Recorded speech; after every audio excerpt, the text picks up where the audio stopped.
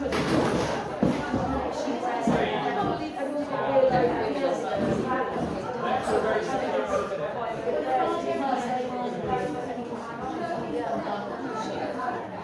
that's what I'm just thinking. That was fairly easy organised.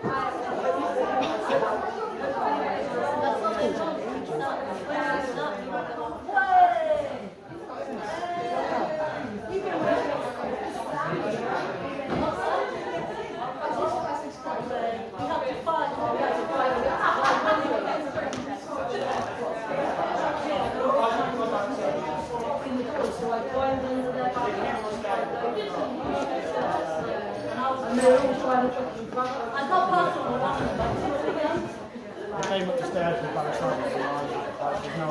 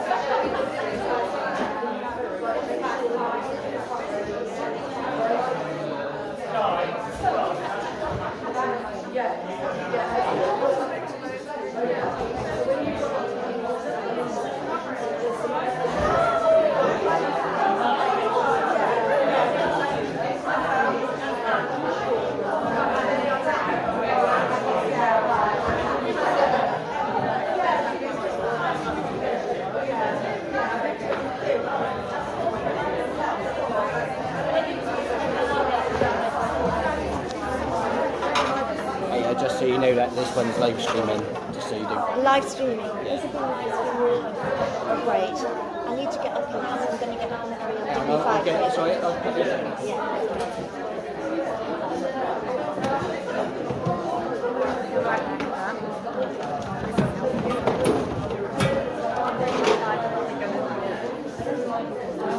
Mind your back.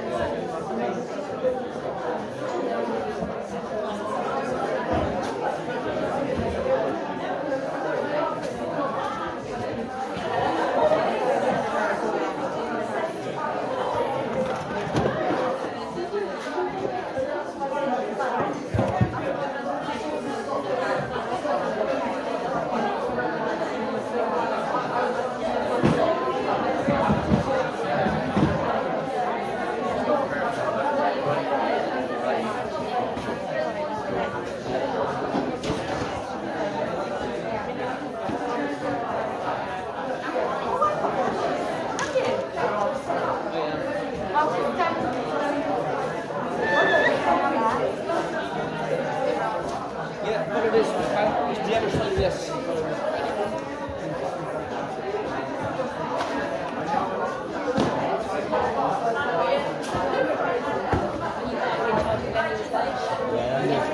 Then you support it. I wasn't expecting to be going there, but then the phone call. Wait, are you going to keep the motion there?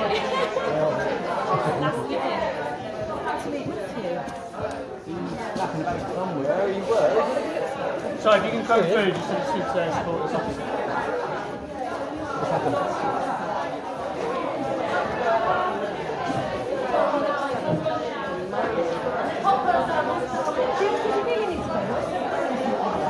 I need to speak to someone. I'm a supervisor, I need to follow what's going on. Okay. They're actually blocking that fire exit from the other side. There are 7 policemen down there, and it is free flowing. So why am I here? This is a private building. Can the people who own the building have They're doing it. been removed?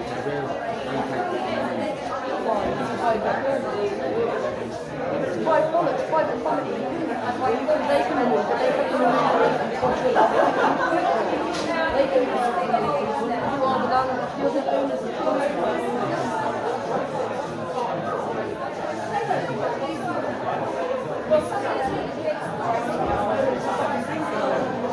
What it is, that's the one you need, right?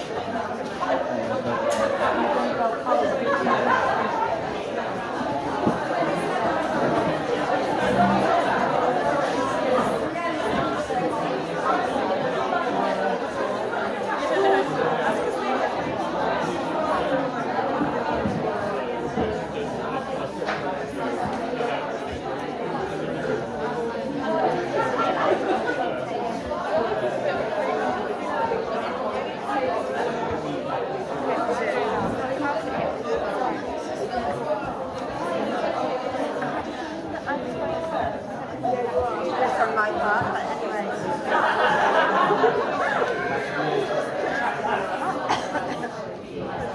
Woo!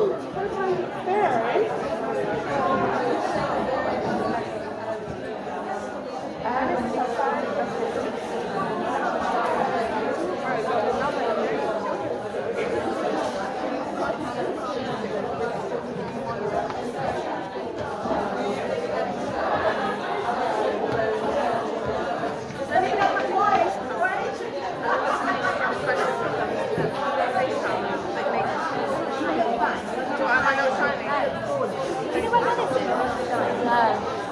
I'm back for a ring. Rooftop maybe having a cigarette.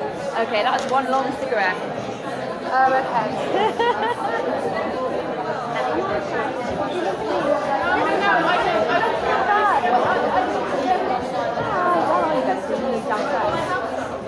It's on live stream, so if you would.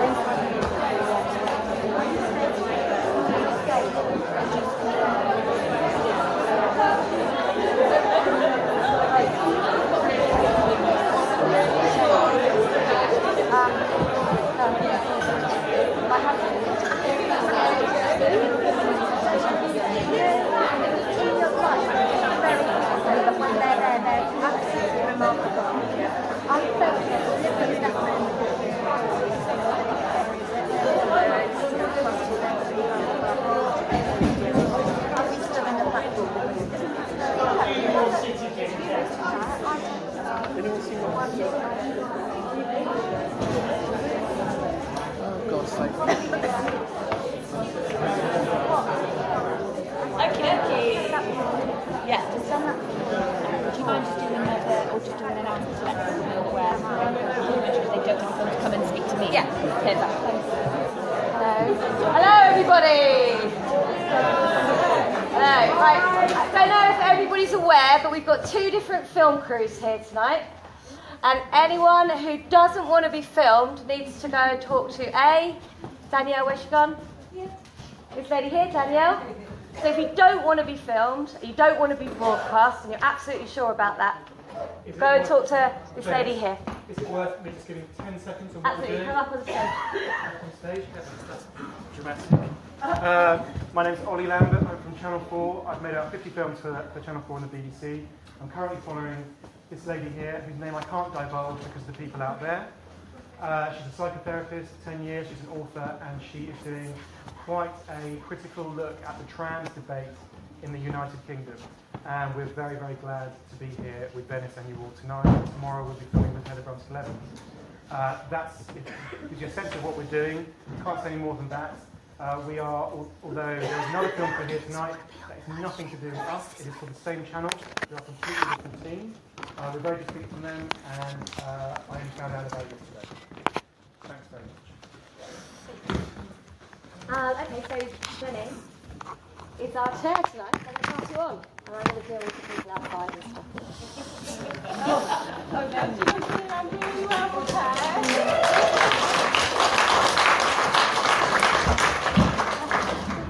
Just got here after being hemmed in by a lot of masked men, so bear with me. And women.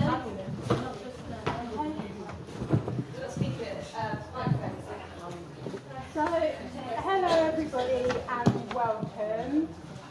My name's Jenny Harvey and I'm a feminist and writer from South Wales. Can also be found regularly spouting off on Twitter. Can't hear you. Is that better? Better? Okay. Jenny, can I just say one more thing? Yeah. There's another film crew who are coming up. They're not here yet. And they are coming with Munro Berghoff. And so they should be in here in a minute. But before they come and film anything, we'll let the director, you'll know who the person to talk to about. Let them see out there. What's that? Let them see what's going on out there. Yeah, bring them out that way. Who, this lot? The film crew. Oh yeah. Yeah. Again, I'll tell you who, before they come in and film, we'll let you know who they are. Sorry about that, Jenny. Dennis, can we have a similar, like don't want to be filmed? Yeah, absolutely. That will be exactly the same. Because obviously more people are less inclined to be filmed by that lot than this lot. If we don't want to be filmed, do we have to say now or later? I would tell Danielle now. Danielle, can I raise your hand? Danielle's here. If you don't want to be filmed, hands up if you don't want to be broadcast. There you go. Backs of heads, all right? Backs of heads? Yeah, Backs of heads, okay.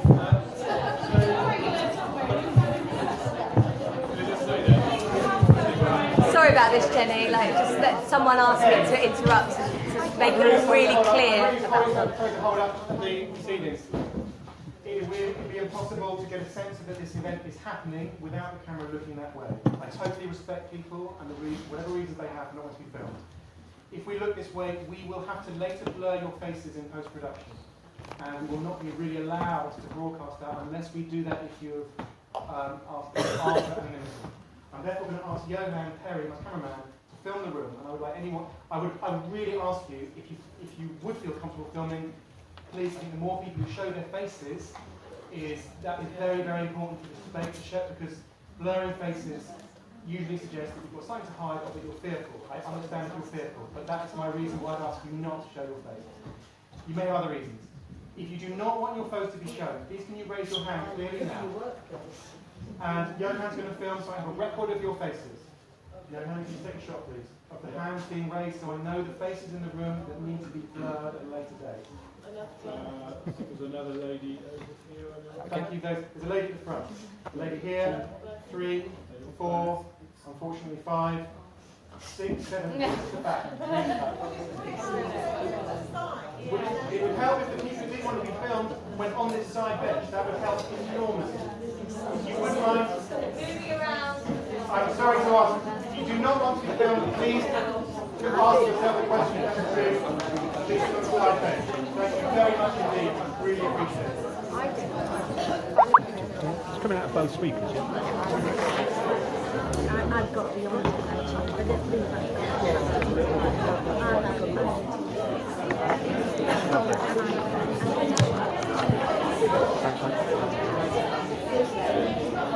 Do you need power or anything?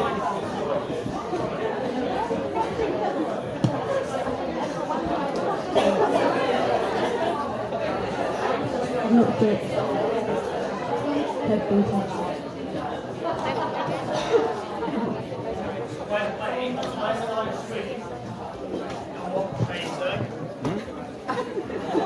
oh yeah, what page is this one, isn't it? Everybody, just a quick announcement. If you'd like everyone that you know to see this, Wayne set up a live stream. If you have a smartphone, you can go onto the Jam Jar Bristol Facebook page and share it. Maybe some more people will watch it. I know there's a lot of women and male allies and whoever out there that would like to see what's being said.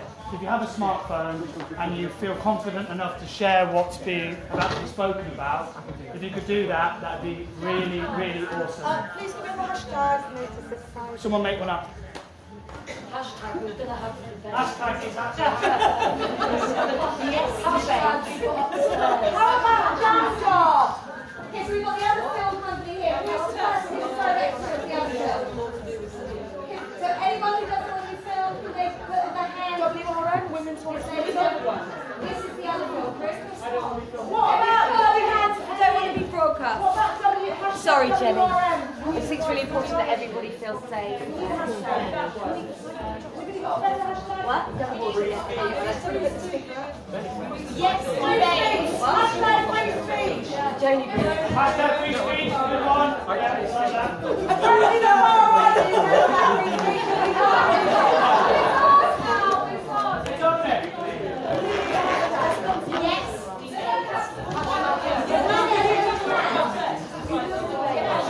Someone help me. Hashtag sex, not gender. Hashtag sex matters. Yes. Hashtag sex matters. No, sorry, I missed that. Hashtag we need to talk. Hashtag we need to talk. Who says that as well? Oh my God. Hashtag.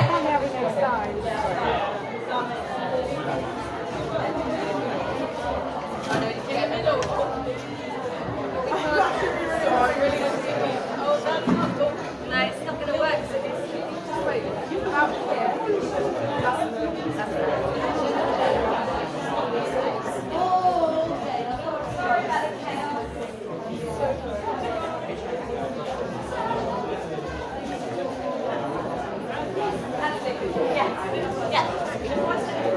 Okay, so we've got the director of the other film here who's going to say a few words, and then we're going to get on with the actual event.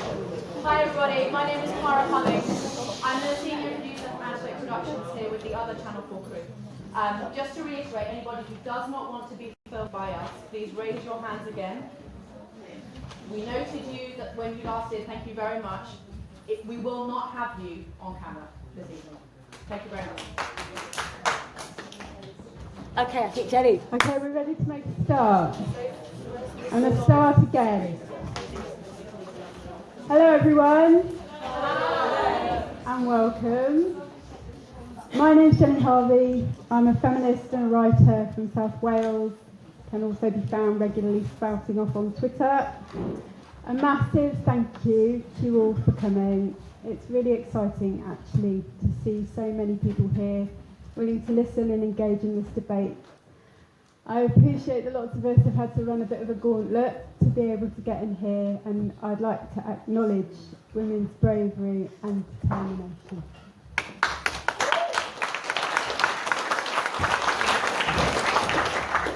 So how tonight's going to work, we've got 4 fantastic speakers who will speak for just over an hour or so, and then afterwards we're going to have an open discussion in which comments can be made from the floor and you can ask any questions that you might have of the panel. So before I introduce our speakers, I would like to do a bit of housekeeping. We're here because we want to have a proper conversation, a respectful discussion in an environment that feels safe for everyone taking part. All opinions are welcome and everyone should feel free to make their voice heard. This is an issue that people feel incredibly strongly about. We know and we accept that. But I'm going to state clearly now that any intimidation, shouting or aggression from anyone will not be tolerated and will result in you being removed immediately from the premises. We want this debate, so let's treat each other decently and create a space in which we can disagree peacefully. A note about language as well.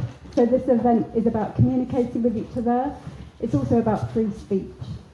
It aids communication and understanding when we use language with agreed common meanings. It aids free speech when people are free to choose their own language. There are a lot of contested terms around sex and gender that reflect people's different positions in this debate. As chair, I have my own view that sex is a material reality with social significance in a sexist society. The language I choose to use reflects that. But I'm not here to dictate or police anyone else's language, not the language of the speakers and not the language of people in the audience either. We don't all agree with each other, and so everyone here is personally responsible for what they say. So with that out of the way, I'm going to introduce the speakers. First up, we're going to have Heather Brunstall-Evans. She's a social theorist and philosopher, an academic and co-editor of the book Transgender Children and Young People, Born in Your Own Body. Heather will be speaking tonight about the transitioning and medicalisation of children and how this relates to the self-identifying of gender in adults. Next, we're going to have Miranda Yardley. Miranda underwent gender reassignment a decade ago and has been a key voice in challenging transgender ideology over the last 5 years. Miranda's going to talk today about the roots and purpose of trans activism. Then we have Nicole Jones, student, feminist activist. She will be discussing what it's like to be a millennial in the current social climate and how issues around gender identity relate to and affect teenage girls. Lastly, Kelly J. Keane-Minchell, aka Posy Parker. Woman, feminist, mother of four. She'll be talking to us about freedom of speech and the silencing of debate. So I think without further ado, I'm going to hand you over to Heather. That's all right? That's cool. That's fine, thank you. Will I disturb the cameras and the microphones if I stand? I'd rather stand. Hold the mic if you can. Okay.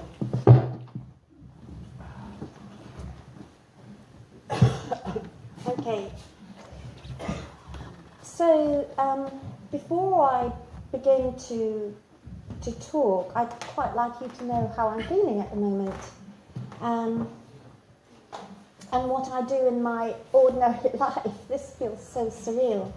So in my ordinary life, what I do as an academic, it's probably going to be boring, but please just bear with me for a moment, is that throughout my whole academic life, what I've done is analyse the relationship between the subject, who we are, and the power relations and ethics that create that subject. And I have a particular specialism in medicine, how medicine helps construct particular subjectivities. Just to give you a kind of indication of what that might mean, not in the present, but something in the past. We can, all of us here, probably sympathise with the idea that the homosexual was created as a pathological figure throughout the 19th and 20th century, and that medicine had a part to play in that contribution of the homosexual as a pathological figure.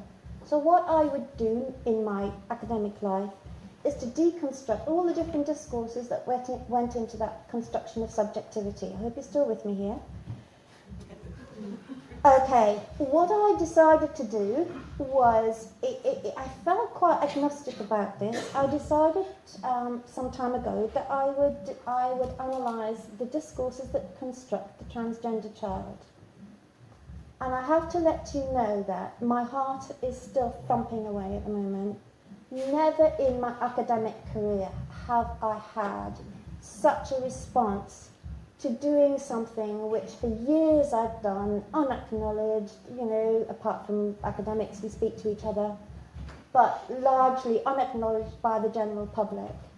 So this is a very significant thing. The fact that in this particular instance of the transgender child, what I am being accused of doing and what I was accused of doing when I was on the stairs there, I was quite frightened actually, and I'm quite intrepid and not easily frightened, was regarded as hate speech, was regarded as phobic, was regarded as something that I should be thoroughly and utterly ashamed of. So I'm just explaining to you the kinds of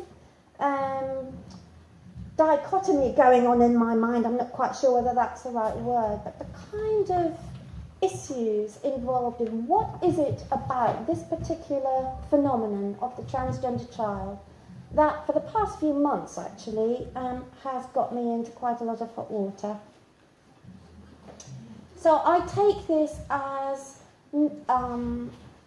not as something that I shouldn't be doing, because I know that quite clearly, I know perfectly well that I'm not transphobic, but as a cause for further pursuit. So my intensity to analyse this has just increased, absolutely increased. I feel that more and more my back is against the wall, and I feel the ethical responsibility, actually, to speak out about the relationship between an intellectual engagement with the topic and the attempt not just to shut down my free speech, but to actually shut down my thought. And I think if we start telling people what they can or cannot think, it moves way beyond the issue itself, but is indicative of something going on in our larger society.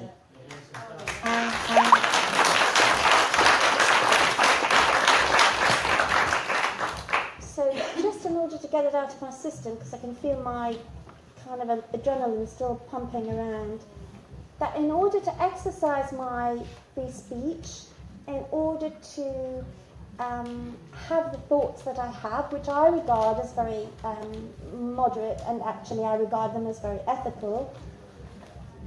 I was in a very claustrophobic situation trying to get into this building in the stairwell. It was disgusting what you put through, actually. And for the very first time in my whole academic life, I was afraid, not just for my intellectual integrity, that's okay, I'm used to struggling with that and fighting for that, but my physical safety. I was actually frightened. I have never ever been frightened for my physical safety before. So I'm just putting that out, and so hopefully I'll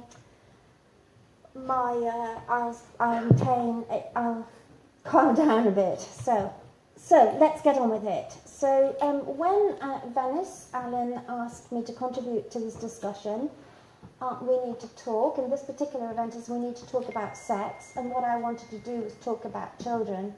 I mulled over this, mulled it over, thinking, actually, children are so sexualized at the moment. I don't like the connection between we need to talk about sex and children. And then I, of course, within a little bit of reflection, realised that that's the very thing that we need to talk about in relation to children.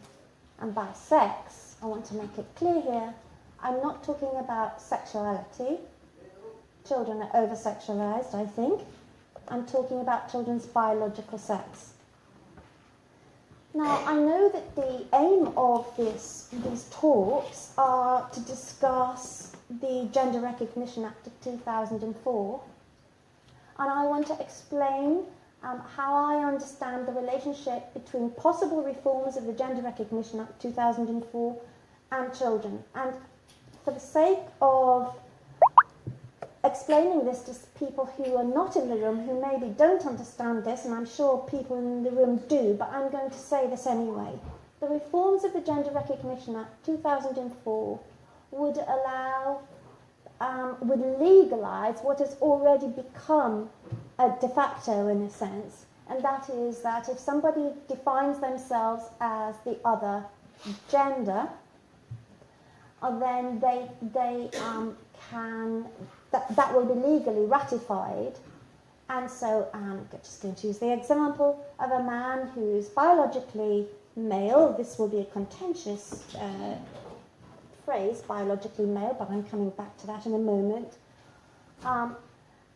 Will be able to say that he is a woman and that he has always been female and that he's been female since birth.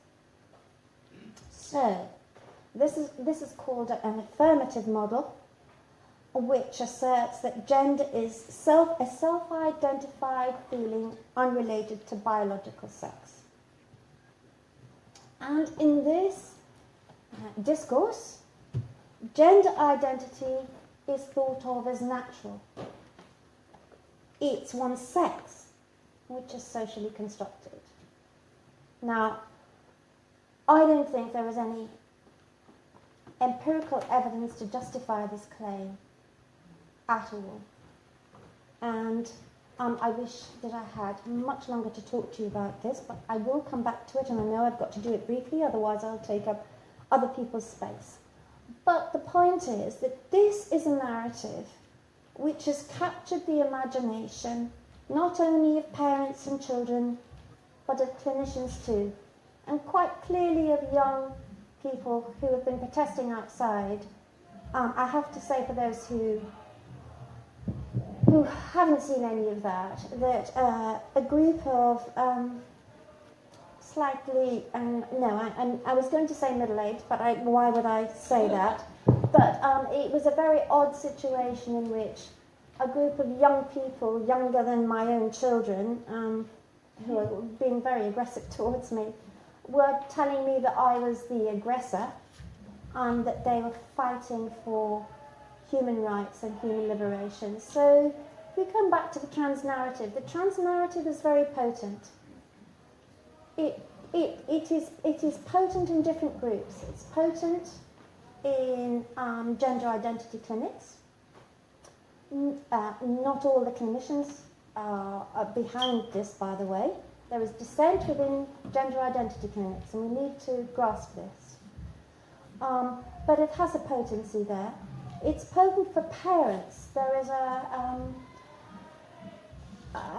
newly written article by somebody who defines themselves as gender non-binary from the Tavistock, who's just written an article saying that parents flock to the Tavistock. Parents want their children to be recognised as transgender, and that is an issue in itself that I would love to unpack. But the point is that it's very difficult to talk about critiquing the transgendering of children without evoking a huge reaction. And I'd love to give you many anecdotes that I have, but I haven't got time to do that.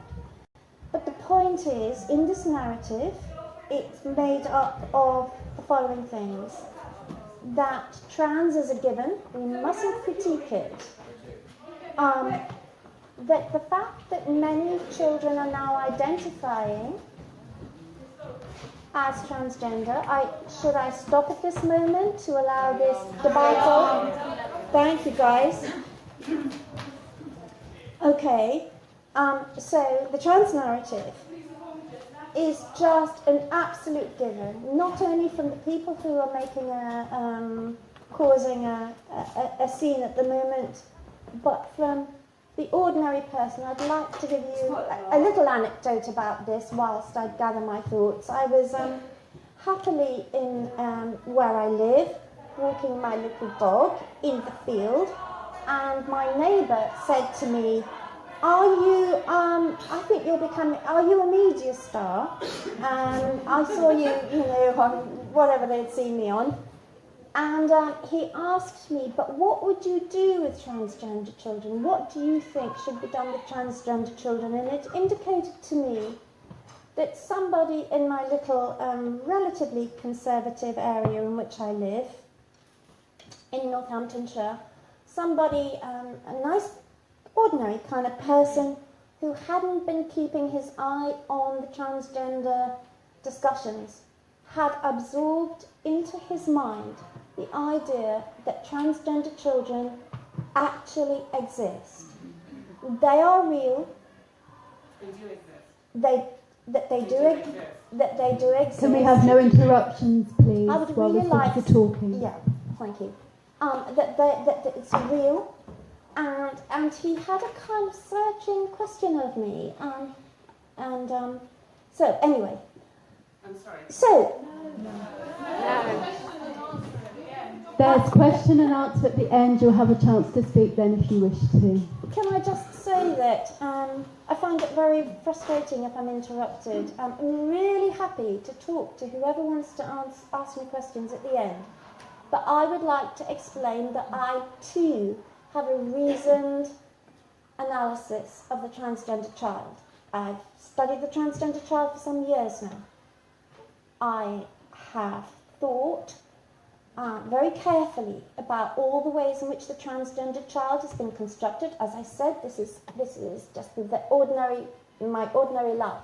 This is what I have done for years and years and years. And I would like to have the space to talk about my analysis right now. Okay?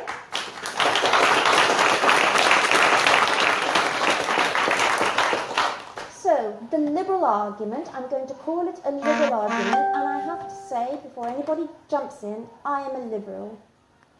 In the sense that, before this, if anybody had made a criticism of me, it might have been that I was just too liberal. I was for every alternative identity that one can think of throughout my whole life. So it is extremely provocative to me, and I'd like to just be able to continue to be thought of as somebody who isn't tolerant, wants everybody to do their own thing, live their own lives in whichever way they want. So I want to establish that. My whole life has been dedicated to that. Okay. So, going back, I hope I'm not getting too defensive here, and that's why it's important not to interrupt me, because I'll start getting defensive, and I really don't want to be. So the idea that numbers are growing in the liberal, let me put it that way, liberal framework, is a victory for tolerance. Professionals in education and social work firmly believe that unless we support self-affirmation, young people will commit suicide or self-harm. And who would want such a thing? Who would want that? Certainly not me. Now, all the ways in which we live their lives. I'm sorry, I'm a philosopher, so I understand the way that we live our lives in relation to concepts. It's demonstrable. I can't demonstrate it here. But there are many dissenting voices about this. They include academics, parents, and clinicians at the coalface who have profound concern about the transgendering of children. And this is called, a position which is called gender critical. Now, for those who are not familiar with the term, perhaps people here are, but I'm going to have to explain it because this is being filmed for those people who are not. Gender critical it can often be assumed that if you're gender critical, you're critical of gender fluidity. You're critical of anybody falling outside of the box of being either male or female. This is to totally misunderstand what gender critical is. Gender critical is the opposite of that. Gender critical is a set of ideas which argues that gender is a social construct. It disciplines all of us. I imagine that everybody in this room has, in some sense, had to negotiate how to perform their gender adequately, socially, in ways that give them benefits, allegedly, and help them with their trajectory through the world. As far as I'm concerned, gender is a real problem, and we should think about gender, and in my own view, we should abolish it. That sounds like...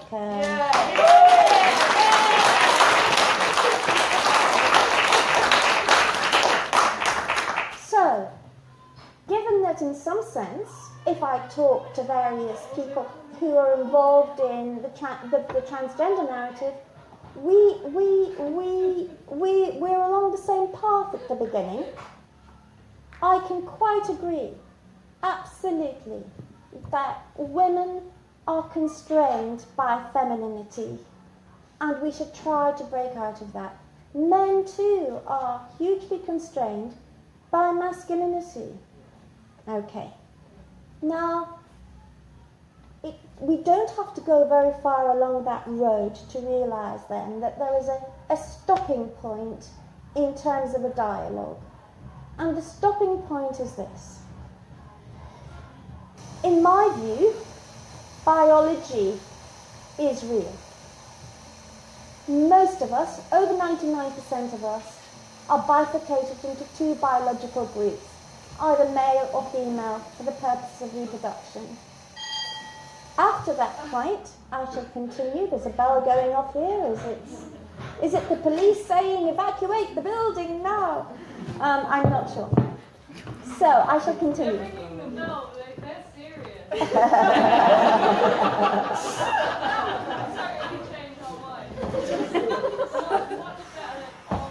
It's like a tantrum. So, The stopping point.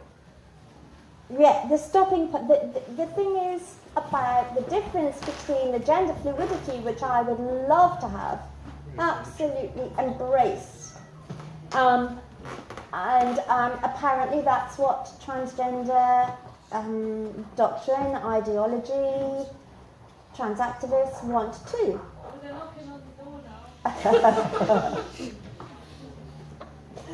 Okay, so what we have to unpick, and I think the general public needs to unpick that, because the general public are very confused by this, what these terms mean. And there's a shutting down of, we came in a taxi today and the taxi driver was saying, why are the police cars out there, why can't you get into the building? And I sort of tried slightly to explain, and he said, oh, I'm not interested in that, I just let live and let live. And I was thinking, me too. I like to live and let live. The point is, as far as I'm concerned, this isn't a living and let living. The concepts which belong to trans doctrine are serious. They're serious for adults and they're serious for children. And they will impact on all of us, whether we're interested in the transgender issue or not. So, I'm sure my fellow speakers will talk in more detail about that. I would love to, but I can't. I'm trying to go back to children. Okay, so, within this bizarre thing is said about children, that they were assigned a sex at birth, but that they have an inner gender identity.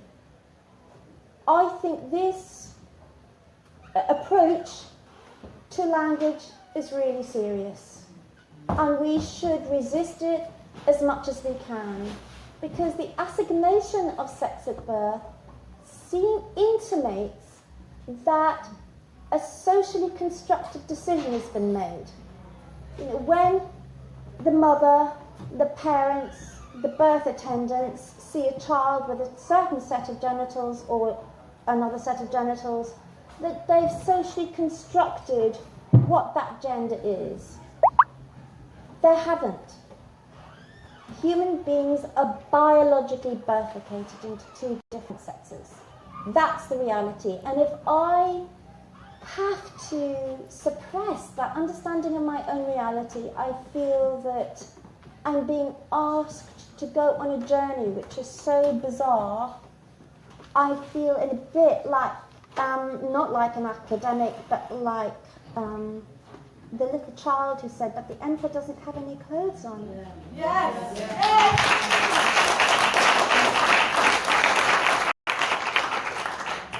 So with that, and I haven't got time to go into it, I'd love to so much, within that goes a whole set of terms which I actually find oppressive, which I feel quite disturbed by. So, and these are the terms cis. So there are allegedly some people whose biology is such that they're in a sense of gender identity which is never explained. Where is it located? Which part of me, for example, is my gender identity located in? The argument is that gender identity is biological, but biological sex is socially constructed. It is the most bizarre idea which I will never, ever, intellectually, apart from anything else, adhere to. So I have my back against the wall. I'm not going there. So, let's go back to cis.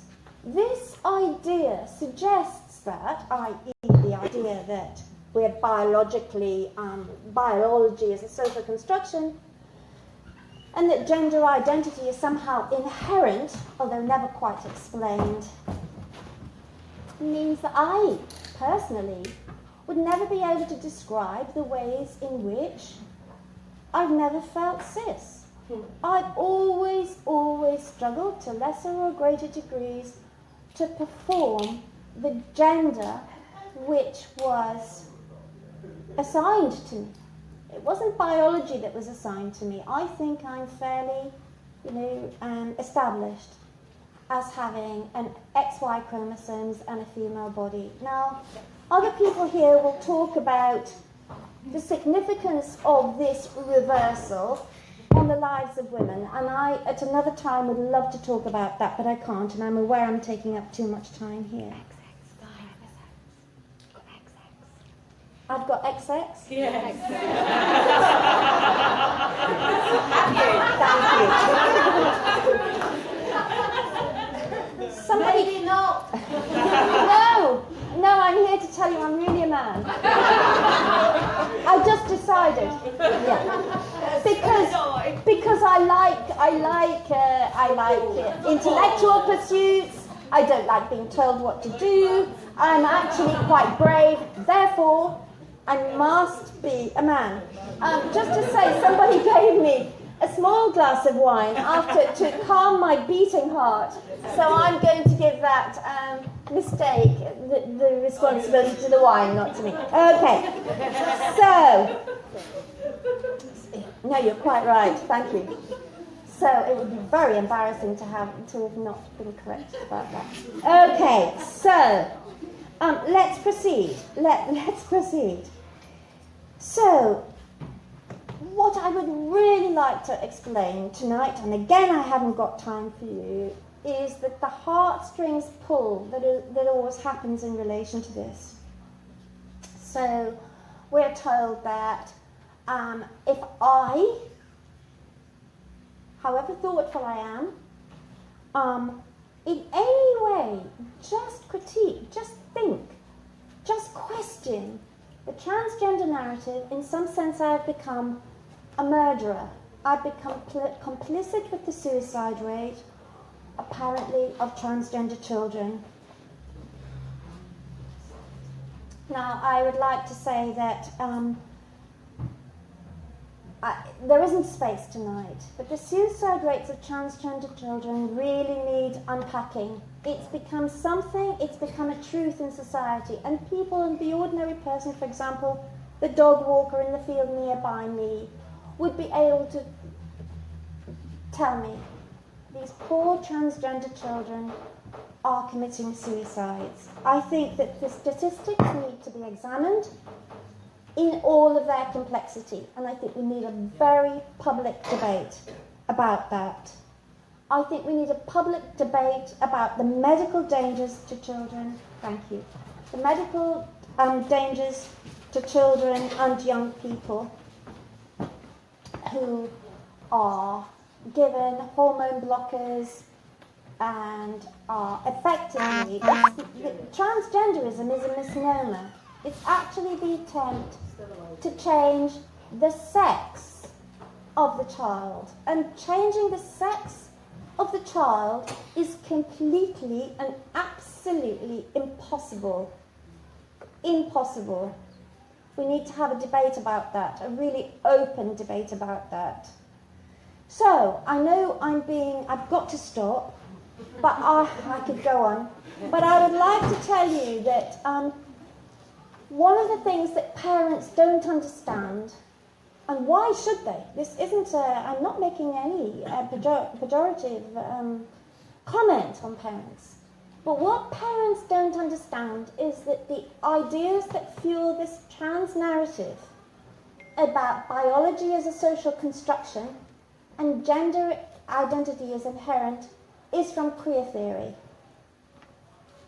And as it happens, without being hubristic about this, my background is in the analysis of queer theory, and I would like to say that, I noticed that I was going to suppress something here, but I'm going to speak out now. God knows what punishment I'm going to get for this in the future. But the one organisation that goes into schools that provides information for schools is called Gendered Intelligence. And it provides an explanation for the schools, for the children, for the parents, about transgenderism. It is informed by queer theory. And the two theorists that inform it are Foucault and Simone de Beauvoir. Sorry, and really I'm going to try to come to an end. Foucault, I'm going to tell you right now, of course all theorists, philosophers are open to interpretation, never said that biology was socially constructed. What he said was that the minute we're born, that biology, which has no meaning whatsoever, it is meaningless, other than that it is for the purposes of reproduction, is immediately invested with cultural meaning.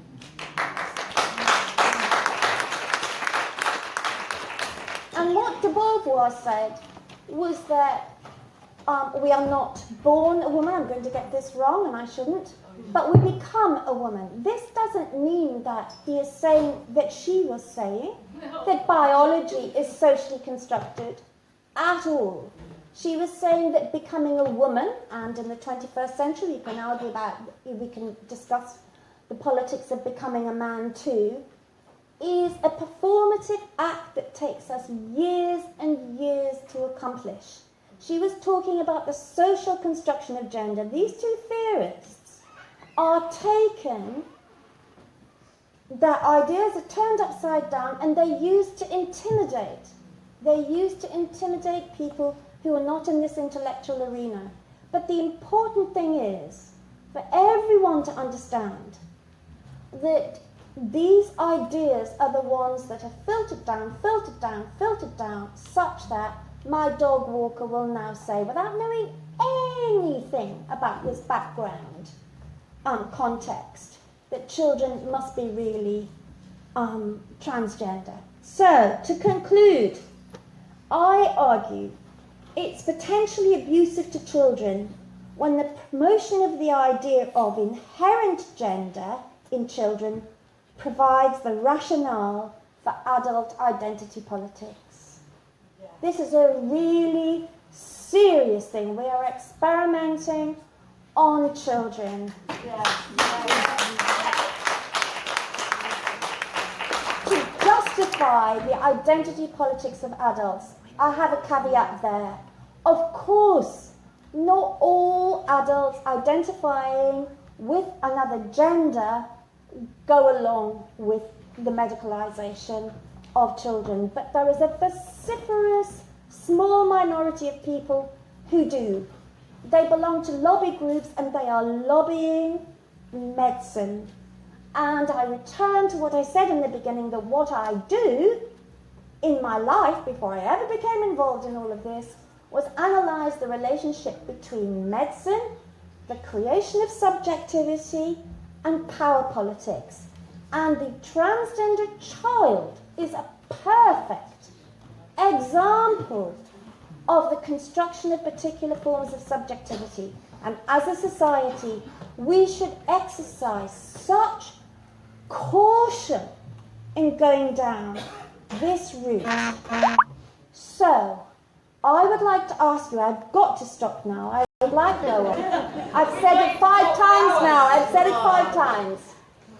How have we got to the stage in our society where me asking, pleading for caution in this area of children is regarded as so extreme and so hateful, whereas those advocating for medical interventions and social interventions which will have huge, huge consequences, including the possibility of sterility, including the fact that an 11-year-old, in my view, has no idea of the potential consequences on its life of the decisions that are being made, that position is regarded as sane, as a liberal, and I am regarded as the extremist, such that I'm accused of hate speech and physically intimidated from coming into the building to talk about this. This is a very serious thing that's going on in our society. Thank you very much. Yay!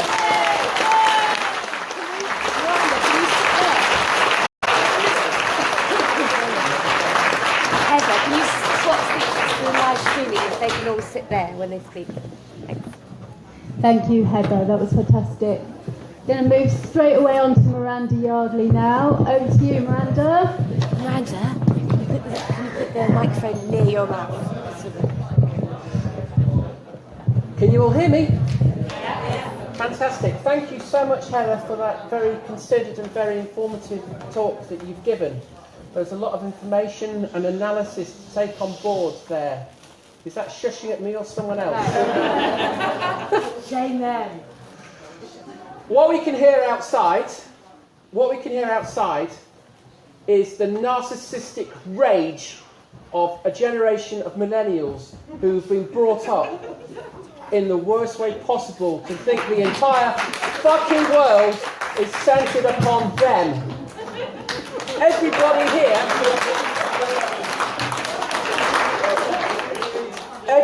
here who is standing on this panel tonight, we've travelled hundreds of kilometres to be here. The position we've got to be here tonight to get to speak at events like this has for all of us, every single one of us, involved personal risk, damnation, ostracisation and hate in the public court of transgender activism. This is judgment by the narcissistic rage of these people who we find outside protesting against this event. This event, as we've been told, is the 6th event that Venice has done. It originally started off talking about the Gender Recognition Act and the proposals of the Conservative government to what they call update the Gender Recognition Act, if updating means propelling a sociological idea to some time before the 18th century even began. The Gender Recognition Act itself was a law that was kind of forced upon us here in the UK through a judgment in the European Court of Human Rights in 2003. In that it was said that if someone identifies as being trans, then they should have particular rights that would, or someone is trans, they should have particular rights that are associated with the sex that they have nominally become. And the mechanism behind the way that these rights are inherited was done not by challenging structural problems that existed in society, not by challenging structural inequality, like inequalities over pension rights, national insurance, pension age, fundamental things like the ability to marry. The way that it was done was by saying, yeah, right, you identify as being a member of the opposite sex. What we will do is we will issue you with a short form birth certificate that says you are a different sex to the sex that you were born. And what this does is it creates a legal fiction. What it also did for a period of 10 years, between 2004 and 2014, was created an utterly ludicrous situation whereby the only way that two males or two females could marry in this country was by one of them pretending to be a member of the opposite sex. If that is not an utterly ridiculous example of a law, I really don't know what is. If any of these problems needed to be resolved to make people's lives better, if any of these were identified as being things that society needed to change, why not change them for everyone in society? I would argue that the Gender Recognition Act it's not just out of date, it is redundant, it needs to go.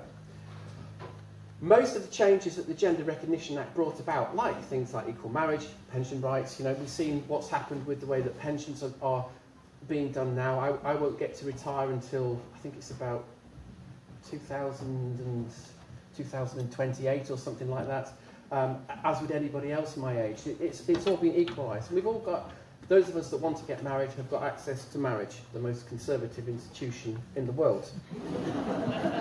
I mean, seriously, if this is what people want from their life, to get, to buy themselves into the concept of marriage as being something that people should do, that's not about inequality, it's about binding yourself to more limitation. Yeah. So anyway, come on to this. we come on to this. The changes to the Gender Recognition Act that have been proposed are to do with self-identification. So it's the idea that somebody can become a man or a woman just because they say so, which is the most utterly ridiculous thing. If you spend any time on Twitter or on Facebook, you will see the activities and behaviours of men who identify as women, and also women who identify as men. But in particular, it is the behaviours of the men who identify as women that bother me. Because they may identify as women, but they do not identify with what it means to be a woman. They have no understanding of the toil, the labour, the oppression, the sheer amount of clearing shit up all the time that is what a woman's life involves. Yeah. Instead, what we get is a man performing a man's idea of what it is to be a woman. Yes. And guess where this comes from?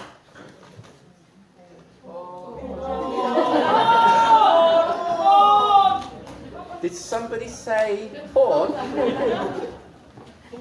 A lot of it comes from porn.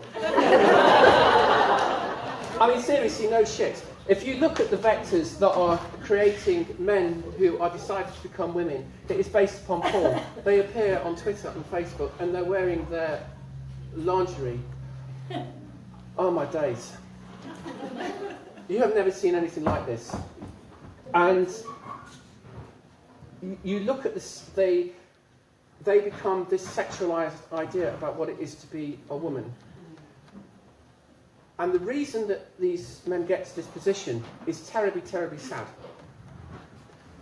They get to this position through the effect of a chronic condition, which is a inwardly directed sexual orientation that can arise through porn, I believe. Certainly I have read the narratives of a number of transsexual males or trans women whose personal narratives include the evident effect of the consumption of a vast amount of porn. Not porn. If we became pescatarians, then the world would be a better place, but no. Alas, it's porn. You're pescatarian. You're a prawn. Don't oppress me with your prawnisms. Right, that's completely made me lose my track now. Prawns, yeah. So, again, it's this inwardly directed sense of inwardly directed sexual orientation towards the idea of themselves as a woman. Now, if the transgender community or trans culture was honest about this, then that would be really cool. Because what you'd get is you get a bunch of men who knew that they were men, and they knew exactly why they do what they do. However, one of the problems that we have is that any conversation about this sexual orientation, let's give it a fancy name, say something that sounds slightly Latin. Sorry, say that again? Autogynephilia. I think I was the first person in history to use that word in Parliament. How cool is that? The problem is that these men are labouring under the misapprehension. Because they're men, because they're sexist, they have no analysis of what gender is. They confuse the idea that they feel sexy with what it is to be a woman. So they think that they are men who are women because they feel sexy. How fucked up is that? Not only is it utterly sexist, it is denying this population that we're told of as vulnerable and very, very delicate and flower-like. It is denying them any chance that they could ever have to gain any understanding of why they are the way that they are.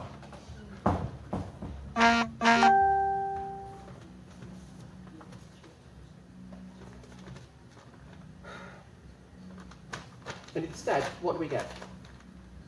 We get an aggressive form of transgender activism like we've seen tonight. Instead of getting any form of insight as to what it means to be a human being, to what it means to be a human being that would defy gender norms, what we get is an aggressive form of activism that where it is not just enough to win an argument against somebody online, you know, for the sake of Twitter or Facebook or something. If you disagree with the trans lobby online, you won't be admonished. They will go out of their fucking way to destroy your life. They will go for your job, they will go for your family, they will go for your children. They're already going for your children because of the way that children are being instrumentalised in the battle for transgender rights. Transgender rights, which is fundamentally men trying to get rights from women as women.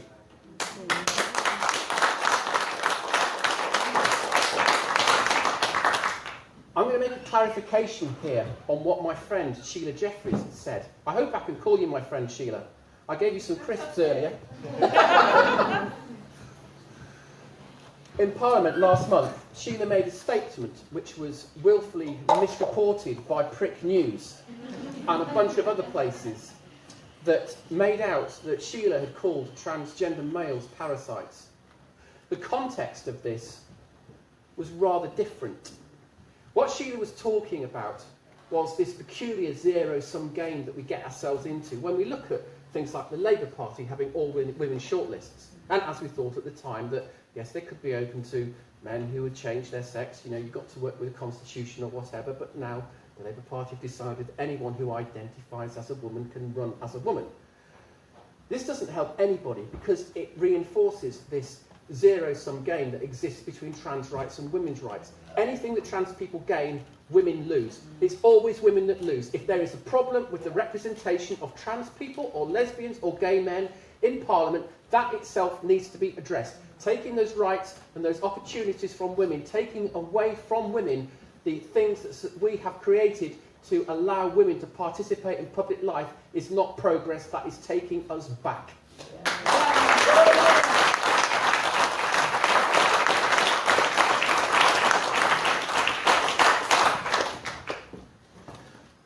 I'm going to finish quickly.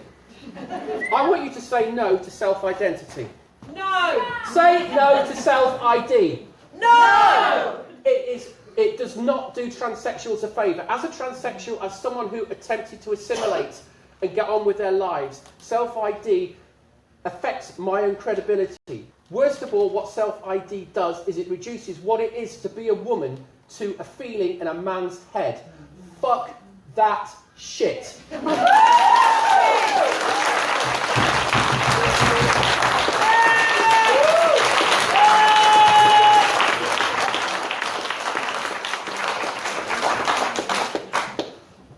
I'm going to finish on some words that were said by a woman greater than I because she was an actual woman.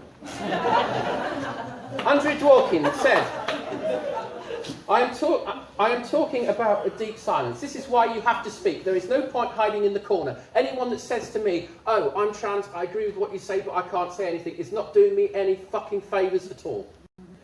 If you keep quiet, if you shy away from this, if you don't show your face, if you don't stand up and be counted and fight this fight, then we will lose it. Yes. I am talking about a deep silence that goes to the heart of tyranny. Its nature, there is a tyranny that preordains not only who can say what, but what women especially can say. There is a tyranny that determines who cannot say anything, a tyranny which people are kept from being able to say the most important things about what life is like for them. And that is the kind of tyranny that Andrea Dworkin is talking about.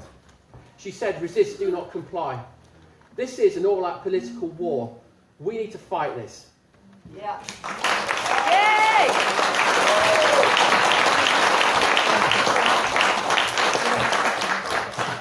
That was amazing, Miranda. Thank you very much. Thank you. I'm going to pass you over to Nicole now, who's going to speak about what it's like to be a millennial in the current social climate. Okay, so it's becoming increasingly clear to me that the most snowflake thing for a millennial to be is actually to not be a snowflake. You're actually more special and more rare if you're not a snowflake, if you're not a SJW. So I'm going to be talking about what it's like having grown up being an adolescent teenager in this kind of climate, because it didn't used to be gender. It was similar, but it wasn't the same thing, and this one thing has transformed into the other thing. So, as many of you are aware, referrals for under 18s, for girls, specifically to the Tavistock Gender Identity Development Service, have risen exponentially. Compare the 40 referrals in 2009 with the 1,400 in 2016. Transgender activists will argue that this increase is a result of increased acceptance of the transgender community, and yet male referrals lag behind at 616. It is difficult to kind of think that trans men have made strides that trans women haven't, when you consider that trans men are so seldom seen in the media unless it's for getting pregnant. Despite this apparent disparity between the sexes, GIAs claim that the number of trans boys and trans girls are about the same. They also estimate that about 1%, this is a quote, about 1% of the British population are gender non-conforming to some degree. That's a pretty small figure for such a broad criteria.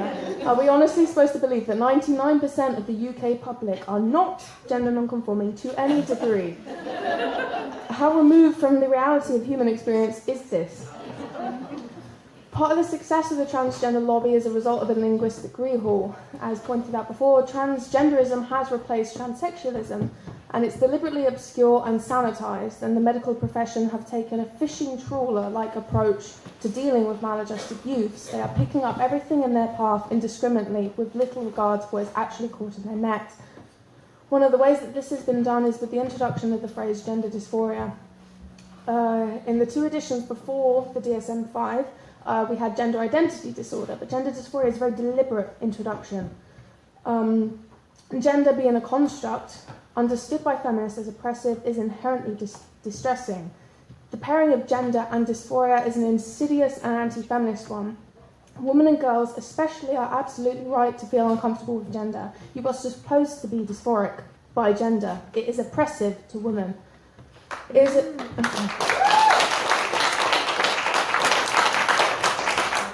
It's about as sensical as diagnosing the poor with economic dysphoria.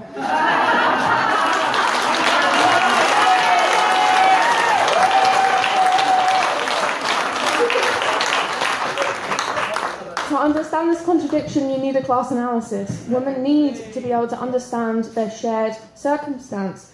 This is why it's so crucial, as we have seen today, for transgender activists to silence feminist discourse, to prevent women from connecting the dots. They need to maintain this alienation. So, to be anecdotal, in regards to female-only space, when I was in primary school, about 8 years old, we were lucky enough to have a swimming pool on site that we would visit every week. But up until a certain point, we didn't have any changing rooms, so that we would change the boys on one side, the girls on one side, on benches. But the boys would they would windmill their penises, and they would make such a fuss about the nudity that the girls would begin to ask, me included, the teaching assistants to hold up towels so that they could change in peace, whereas the boys remained unchallenged. Now, when they built sex-specific changing rooms, I had no words other than relief. At this point, I was not a feminist. Luckily, as a child, I had never experienced male violence, so I wasn't a hysterical penis phobe, as so often is accused. I was unaware of trans people existing, and yet I still remember this relief. There was no words for it, it was just a relief. As a child, I understood that as a relief. I now understand it as female-only space. Had the rules that girl guides are attempting to introduce been in place then, I would never have found the words for this relief, nor would I have been able to experience it. This is gaslighting on an institutional scale.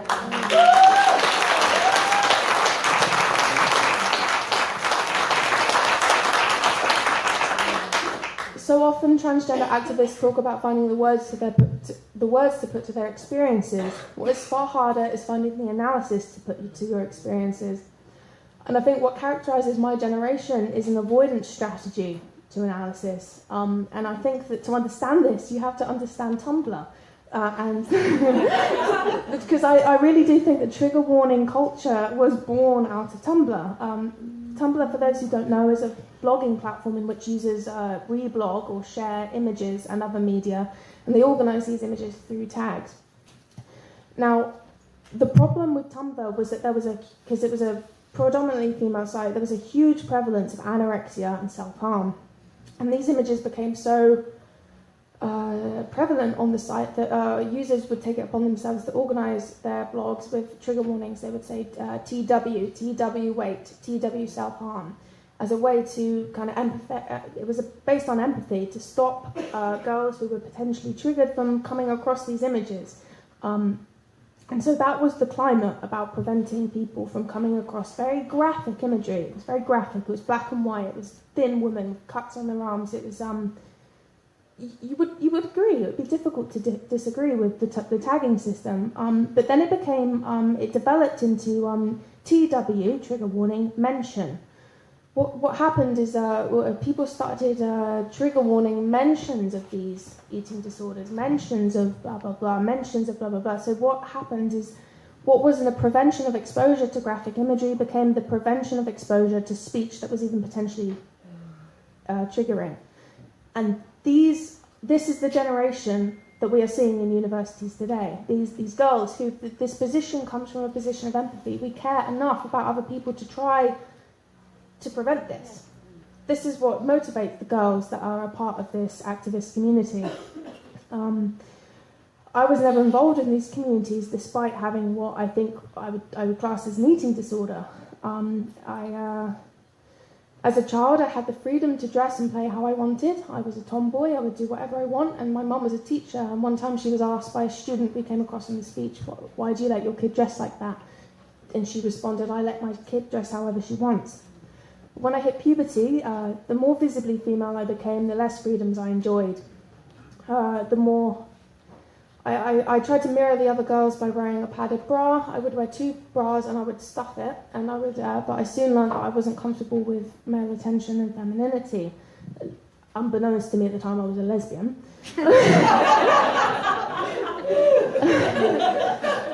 The breasts that weren't enough for femininity became superfluous in the pursuit of neutrality.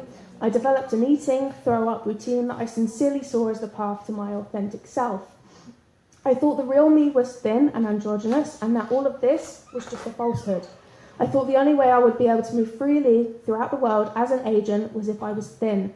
I understood my femaleness not only as excessive, but contrary to who I really was. My boyfriend at the time, when I confessed my body troubles, attempted to reassure me with, thin girls are ugly, men like curvy girls, which had the opposite of its intended effect. He immediately made clear to me that his aim...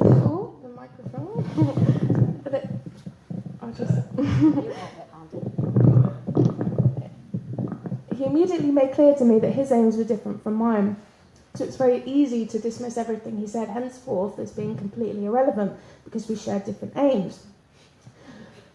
Ironically, this disconnect between me and my boyfriend, I think, exemplifies some of the cognitive dissonance and disconnect between second-wave feminists and millennial women. There has never been a period in our lives in which it has been bearable to be a woman, or seen as an option to be a lesbian, given that we have grown up with porn just a click away.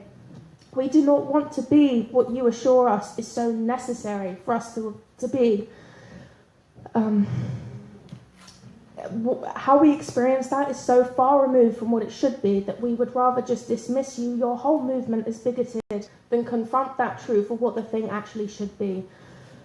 So when radical feminists convince us of the necessity of these class recognitions, it is easy to dismiss their aims as different from ours.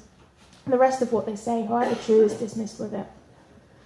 When I was making myself throw up, I would have tears down my cheeks. You would soon learn what was difficult to have come back up. You would avoid things like pasta and milk because it was difficult to have come back up. And yet this was the easy part. What is so difficult for people who haven't experienced this kind of thing is that this was so much easier. Making yourself sick was so much easier to endure than the thoughts and the mindset that preceded it, that would be temporarily postponed until the next meal. Comparably, the use of words like mutilate when discussing transgenderism communicate to the dysphoric that the aims of feminists are different from their own. The problem isn't that young women aren't aware of what they're doing when they opt for a double mastectomy. It's that, like when I was puking, it's the opposite that feels like the disfigurement. So what do? This is the mind of dysphoria. It is then the job of the family, friends and society to intervene in this self-harm, to minimise, to prevent, with the aim of eventually restoring a sense of ease within the body. It is unsurprising with this in mind that advocates for transgender identity are so often pro-sex industry. They are not feminists, they do not want women to feel at ease in their bodies. Similarly, conservatives do not want their gender non-conforming or gay children to feel at ease in their body. They would rather, through medical intervention, make themselves feel at ease ideologically. Almost tragically, society shares with the dysphoric the mindset that justifies and concludes harm as a necessary evil. We are failing children en masse in our duty of care. And this is where gender identity comes to pick up the pieces. Identity as a rhetoric proposes an individualised rather than collective experience of gender. It provides dysphoric individuals with the very thing that they are seeking, control. It is the ideological armour that makes their circumstances bearable. Just as religion, in Marx's words, was the opiate of the masses, so too is gender identity for young women. What lifted me out of my body hatred was the possibility of an alternative, the possibility of being a lesbian, the possibility of a thorough politics that extend beyond the realms of denial. As feminists, we must endeavour to offer this alternative. Just being here today is an example of such. Thank you.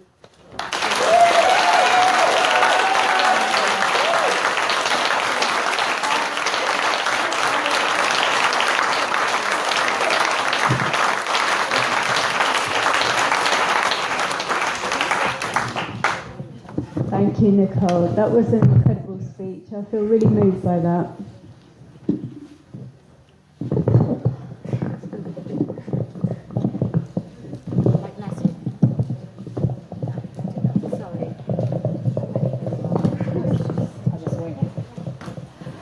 Next, Kelly is going to talk about free speech and the silencing of debate. Over to you, Kelly. I'm just going to watch a droopy microphone. Happens a lot these days. Right, so, George Orwell, he said there was truth and there was untruth, and if you clung to the truth, even against the whole world, you were not mad. Now, my litmus test lately is this question. Does my 11-year-old daughter have the right to go into a female changing room and not see an adult penis? You may be shocked to know that the automatic answer is not, of course she does. Apparently this means my daughter is a bigot and a pervert for looking at genitals. Perhaps I've raised her to be transphobic. But fear of male violence is not transphobic. Understanding biology is not transphobic. Providing a space where women do not feel vulnerable is not transphobic. Forcing them to share with males is misogyny. Framing their fears as paranoia is misogyny. Dismissing their concerns, bless you, but it will droop.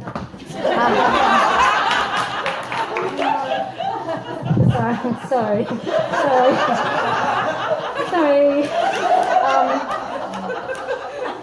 Very serious. Forcing them to share. Blah, blah, blah, blah. Dismissing their concerns is misogyny. Using silencing language is misogyny. Using dehumanising terms like TERF to facilitate violent language and actions against us is misogyny. Burn the witch, die in a fire, kill all TERFs. Would you kindly suck my womanly dick, TERF? All TERFs deserve to be shot in the head. Somebody slap this TERF cunt in the face. I want to fuck up some TERFs. That's Tara. Girl dick, TERFs can choke on mine. Enjoy my lady dick in your mouth, cunt wipe. Imagine if 20 people had punched TERFs. Imagine if every TERF had left bruised and bloodied. Everyone would just stop organising.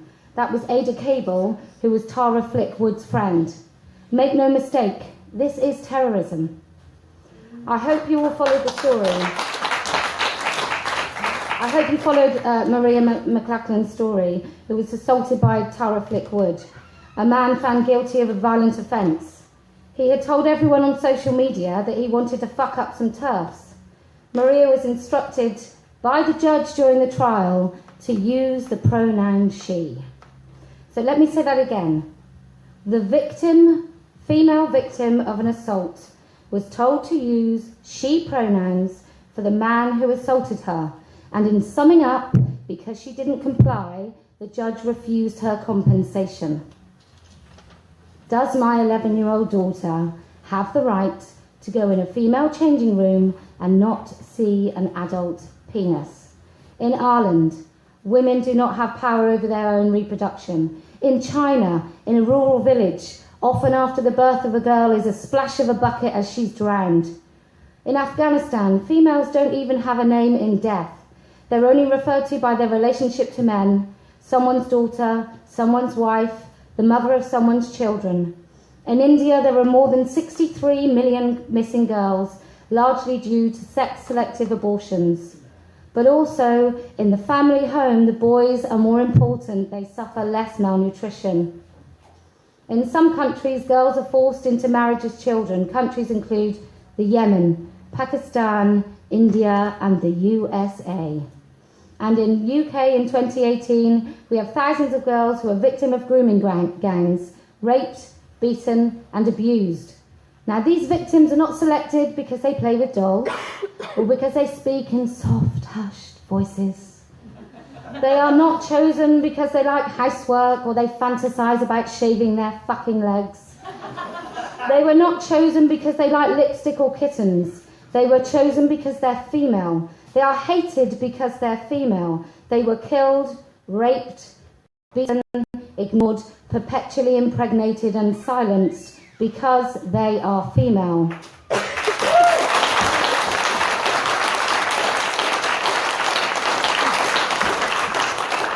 Does my 11-year-old daughter have the right to use a changing room and not see an adult male penis? The hashtag #MeToo has been used over 22 million times, and still women are having to explain what our fears are with males coming into our space. The male prison estate has 4 times more sex offenders in it than the entire population of women prisoners. 404,000 victims of sexual assault each year in the UK. 52% of what we call lesser sexual assault are by male perpetrators unknown to the victim. These crimes are things like indecent exposure and voyeurism. These crimes take place in changing rooms and spaces that women and girls assume are ours. Now, women are not inviting males into our space. Males are demanding to come in and metaphorically kick down the doors, whilst women are expected to be gracious about relinquishing our freedom to our own space. Women are told that any attempts to stop this is bigotry. We are told our speech is not free and must be compelled, even when we know it to be false. We are required to engage in doublethink. Orwell wrote that in times of universal deceit, telling the truth becomes a revolutionary act. I feel fucking rebellious.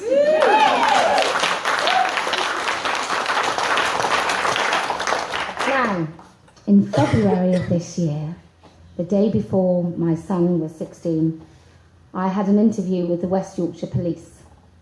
So I was under caution, and it was for 8 tweets over a period of 10 months.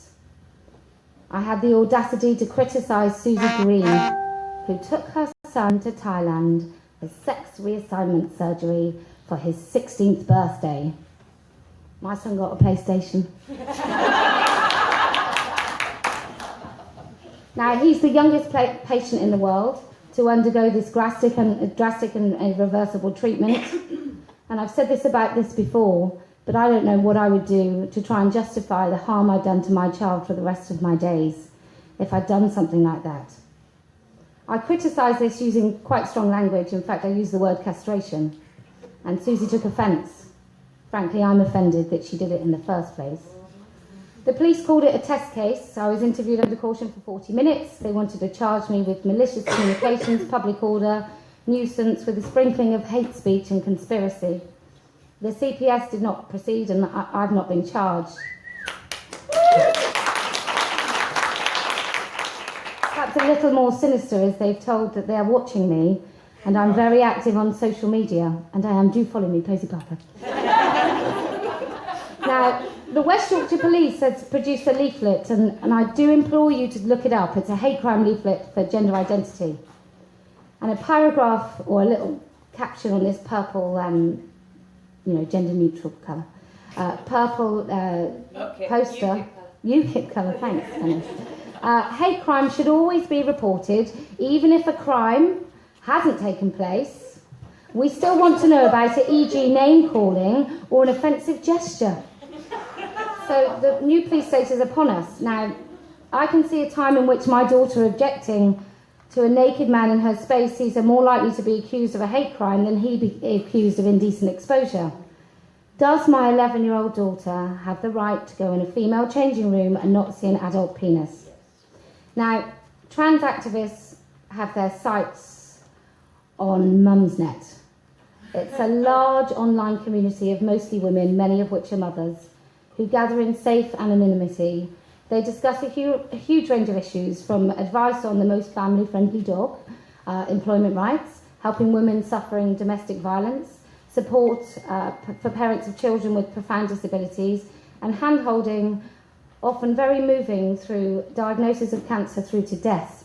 And I'm sure if any of you are on there, you'll remember the names of some of those women that have talked us through their most painful and traumatic moments.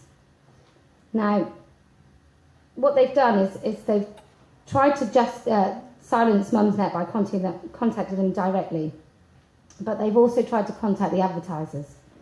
So they try and bully the advertisers into stop giving revenue and advertising money to Mumsnet.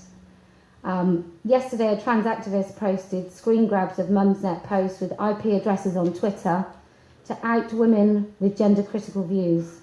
It has been said that she took the internship specifically to do this. She also alludes to the fact that there are people still at Mumsnet HQ who will continue to do this. This is terrorism. Now, there's a wonderful woman who's been fighting this for about 40 years while most of us have been sleeping. Her name is Sheila Jeffries, and she says this: women do not decide at some time in adulthood that they would like people to understand them to be women, because being a woman is not an identity. Thank you very much.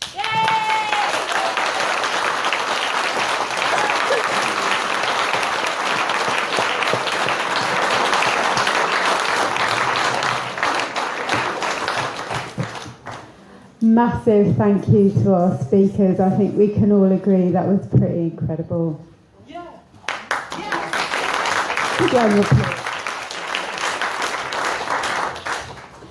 So next up, we're going to take some questions from the floor, and we're going to give people a chance to comment. Who's the mic deliverer?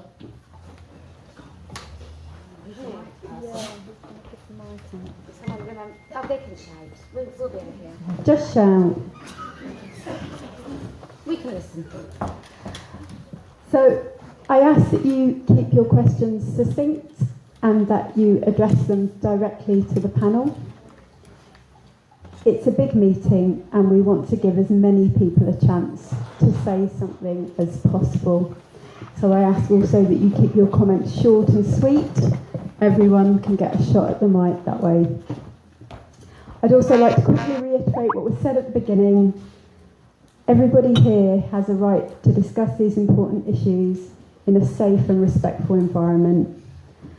I would ask that all contributors from the floor honour this principle, even though the protesters outside can't. Hands up, and I'll pick people from the floor. Woman over there, please. You, yes, you. Hi, my name is Griffin. I've already actually spoken to the TV cameras. I'm a local doctor. Shall I stand up? Okay, I'm a local doctor. I've got massive concerns about this from the point of view of what we're doing to the generation that are out there angry. I mean, I think they're the people that I'm most concerned about as potential victims for this.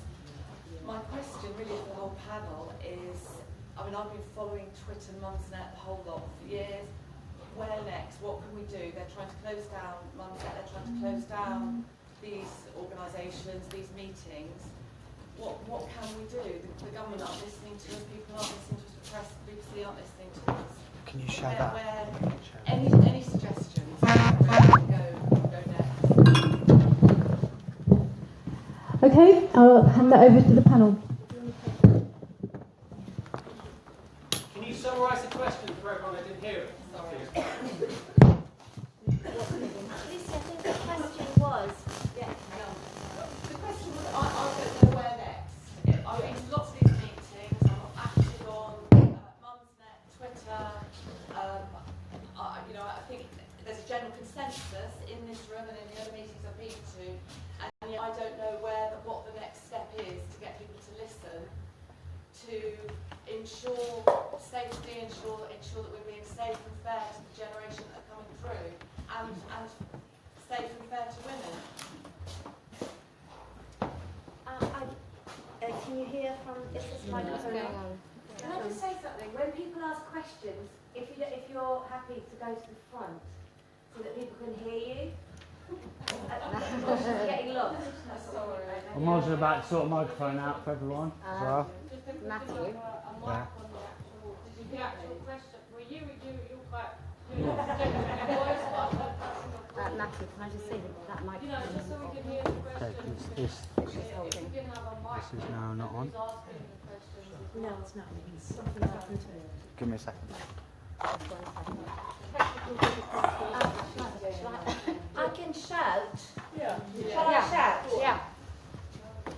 Okay. It would be wonderful if there was a solution an immediate solution to this. Now, I don't think there is. Because the narrative has become so strong that it's very difficult to provide an alternative narrative. So I would like to remind us, I don't know whether anybody saw Question Time a couple of weeks ago when Paris Lees was on Question Time, and it was about Labour and women or women shortlists and so on and so forth. But before anybody else on the panel got a chance to speak, she spoke about the suicides of children, the pain of children, that their difficulties in life was not to do with any psychological process that they may or may not have as adolescents, but it was a social one, that we all discriminate against transgenderism. So the whole debate was set up such that nobody on the panel felt able to contradict.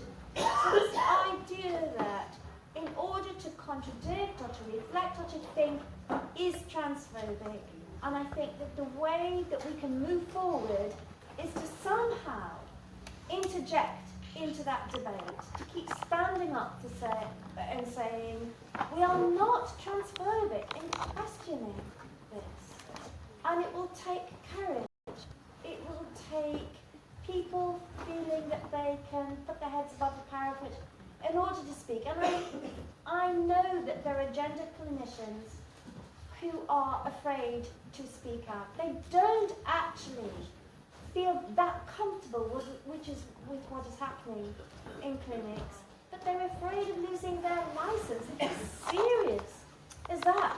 So the very people who are dependent upon the allegedly objective medics who really know what's going on are themselves confused, are themselves in disagreement, are themselves in disarray.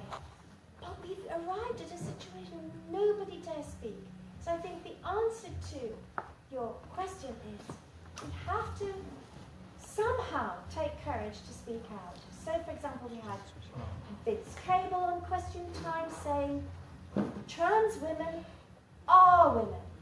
They are women. So we have to go along with this idea that trans women are women. Not that trans women deserve all the respect, of course, that all of our identities require respect. But we had to make that leap. Having a particular identity, which is a chosen one, and which we're all entitled to that stage in which people are actually women. Men who identify their chosen identity as with women, and why not? I mean, who cares? It's perfectly acceptable in my view. It's what happens after we've crossed over that bridge to say that they actually are women and the political consequences on children and women, as we've heard. So it would be wonderful to think, what is it that we can do? I think we're doing it now. I'd like to thank Venice Allen actually for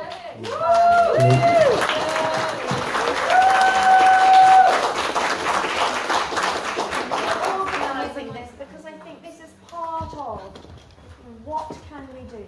And what we can do, in my view, is to begin to speak out and to resist.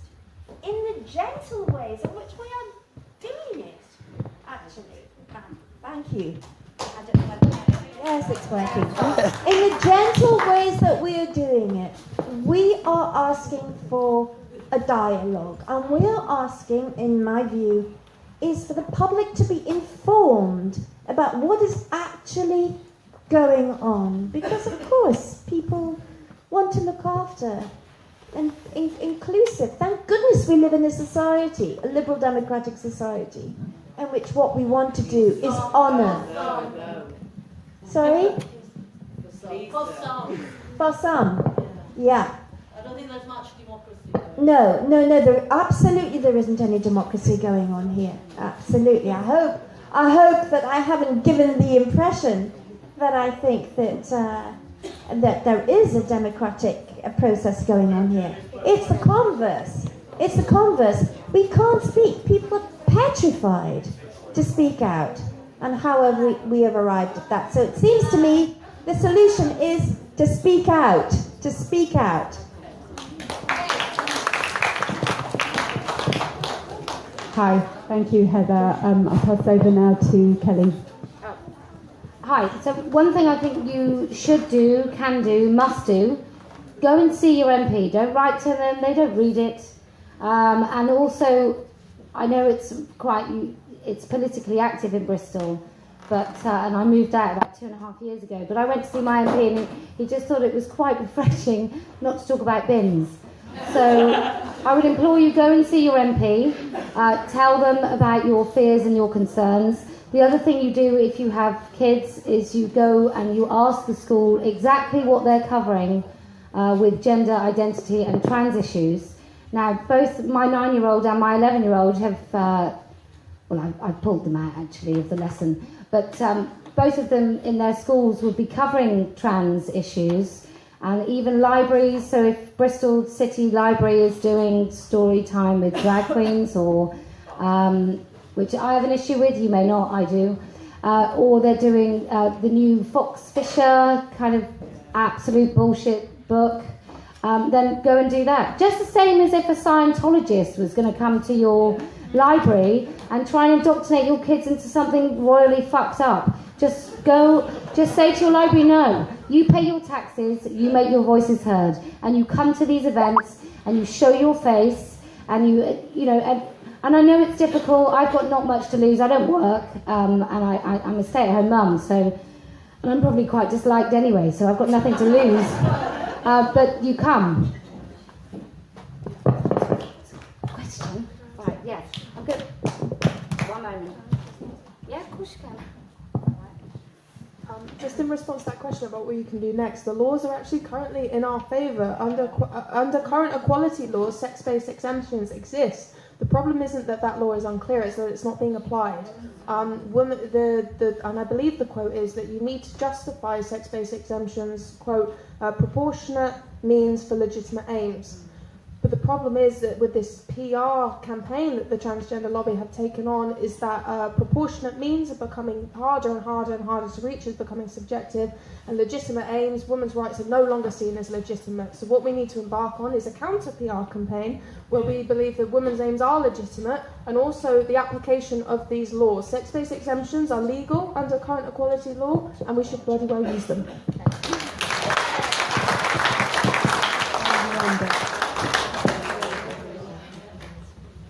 A couple of points. First of all, just to pull up my panellists here, I don't have, in principle, an objection to drag queens going to schools to talk about stuff, as long as it's not gender identity.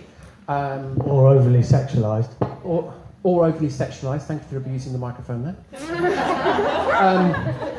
The thing about a drag queen's a part of gay culture. The whole thing is quite problematic. It mocks femininity.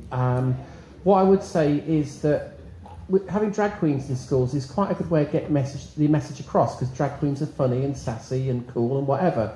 If you put an average trans activist into a school to talk to kids, they would scare the fucking shit out of the children. I mean, holy fuck, they scare the shit out of me.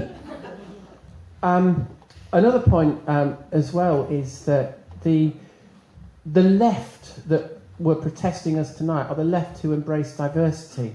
And they do embrace diversity, except to the point of diversity of opinion, which they really do not give a fuck about. Thank you.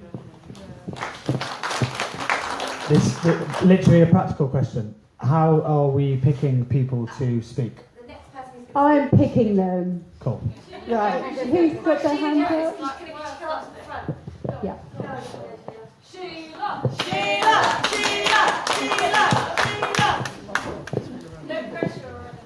Can I just say, first of all, that we're talking about what can we possibly do. Well, what we're doing tonight is something extraordinary. This is the very first time that... That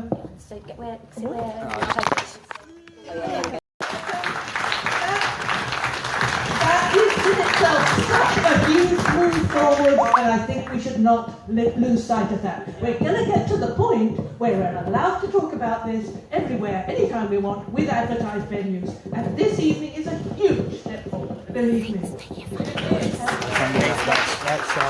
just need to know how to hold mouths. It's making a funny noise. So, be gentle. Sorry, so thanks very, very much to the Jam Jar venue for letting us do this evening.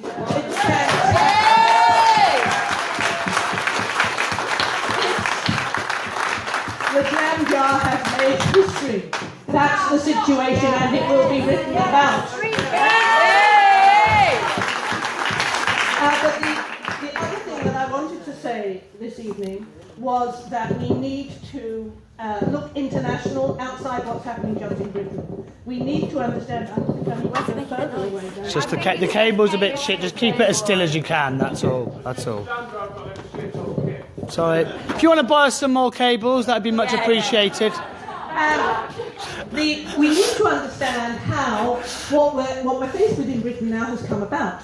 It has come about as a result of an international campaign by what I call men's rights activists, they're male cross-dressers. In the 1990s, they set up a transgender Bill of Rights in 1997, which was about the right to do the gender they wanted to do, to cross-dress in public, basically.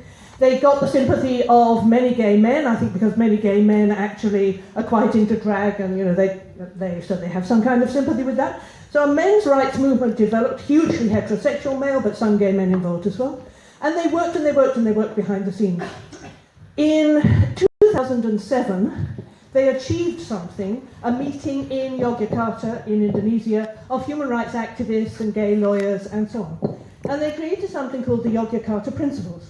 And the Yogyakarta Principles established not just the right to gender identity rights, but the right to gender expression. And that means hair flicking and all that kind of stuff. It's a right in the Yogyakarta Principles, right?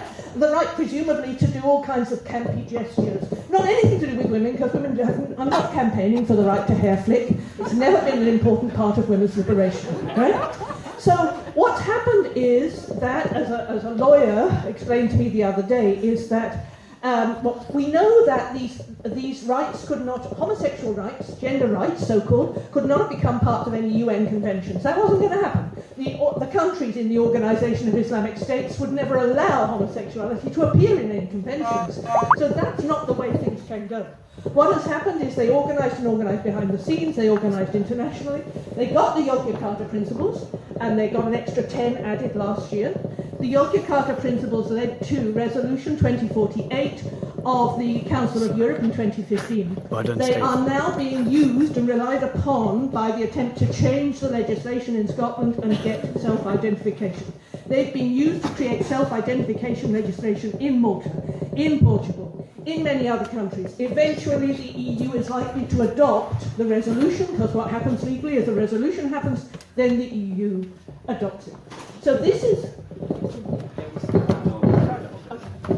So this is huge, it's international, it happened without feminists and women knowing anything about it. I was teaching human rights for 24 years in Australia. I didn't know about the Yogyakarta Principles until they'd happened in 2007. And somebody gave a talk at my university and said how marvellous, the high point of the gay and lesbian rights movement. And I was so cross, I actually shouted out, gender? A right to gender? How can you say that? I don't normally interrupt, but I just lost my rag. So that was the high point of the lesbian and gay rights movement of all these decades, is to get Yogyakarta Principles. Now what happens legally is, doesn't have to in the end be in a convention, it becomes the convention, as this lawyer explained to me, that gradually as these things are adopted, he explained it and said it was a bit like slavery becoming unacceptable. You didn't have to have the law or the convention. Eventually it became simply what was right and what was understood to be right. The Yogyakarta Principles are now being adopted and are being adopted everywhere. It's what's understood to be right. And the situation is, at this moment, in 2018, the vast majority of feminists, no matter how wonderful, how switched on they are, don't even know that the Yogyakarta Principles exist. They have no idea that this massive campaign internationally, waged by gay men and cross-dressers, has been going on, and what it's going to do is it takes sex out. Sex is not mentioned in the Yogyakarta Principles. Women don't exist there. They don't exist. So lesbians don't exist, because, we're women, we don't exist in the Yogyakarta Principles. There's something called gender. Sex has disappeared. So what's happening is laws are being adopted around the world in which sex disappears. Dominican Republic, they've got equality laws in which there's nothing about sex. So sex is the very basis of women's liberation. We are oppressed because of our biology, and our biology is sex. So as they eliminate, as these men's rights activists, gay and straight, internationally, eliminate through their massively effective campaigns the possibility of naming sex and the possibility of naming women, we cannot have women's rights. You can't have women's rights without sex in there. Immediately after the Second World War, Eleanor Roosevelt got sex put into the United Nations Charter. It would not have been there. She didn't get gender in there, and she wasn't interested in cross-dressing. She got sex in there, and on the basis of her getting that in there, we have had the possibility of building up a body of women's rights. If they are successful, as they are being now, it will all go. We cannot use the right words for women's bodies, we cannot use sex, they don't want us to use women, and it eliminates the possibility of women's rights, feminism, women's liberation, everything we have worked for decades. And we don't even know that it's going on. So one of the things that we've got to do is be international. We've got to be involved in writing to CEDAW, creating cases. We've got to do stuff internationally, not just in Britain. What we've got here is the tip of the iceberg, just what we can see. This is huge, sisters. Absolutely huge. Okay. Thank you, Tina. Okay. Okay, would anyone else like to ask a question? Woman in the grey cardigan over there. One, Annie. But you can come over here and speak on the mic if you want. Take the mic. Come on, Annie, you've got a strong voice. There's a group of us here tonight from the Labour Party, and it was only in about January that we really became aware of what was going on, and that the Labour Party, the National Executive, was about to discuss all this and build on what isn't even in being implemented by the Tories. Originally it was the Tories, I think, Maria Miller, that thought about this idea a couple of years ago. There's been no progress from the Tories, but Labour seem to have fallen in with this idea of self-ID. And when we realised the implications for it, for both all-women shortlists, for roles in the Labour Party, like women's offices, we thought we had to get onto it. But so few women were afraid, very few women were brave enough to speak out. And so what now we're beginning to, and it's this thing about not knowing. Most people don't seem to know that there is this idea, it's going to be adopted. It could well be adopted by the Labour Party, and it will alienate so many women in the Labour Party. And what we're trying to do now is gather ourselves and start fighting back. So if you're in the Labour Party, and there's a group of us here tonight, come and make yourself known. That's 6 or 7 of us here. Please come and make yourselves known, because we've got to start building our opposition to this. Just going to give Miranda a chance to respond to that. I agree completely. I am the LGBT officer of my local constituency at Southend West, and the fact that I got this and this position as an elected officer, and immediately started getting off my big fat arse and going out and campaigning for Labour. What has happened is that the Green Party have got in touch with my local Labour Party and told them what an awful transphobic bigot I am that causes psychological torment to the friends and allies of the Green Party, and that I need to be got rid of forthwith. The Labour Party has an absolutely massive problem over this. There was a time when the left, as was found foundational by Harriet Taylor Mill, John Stuart Mill, Frederick Engels, and Karl Marx, what leftist thinking was based upon an analysis of material oppression. Now it's an analysis of your own thoughts or the oppression of your own thoughts and feelings. How fucking ridiculous! That's not left-wing thinking. This is neoliberalism.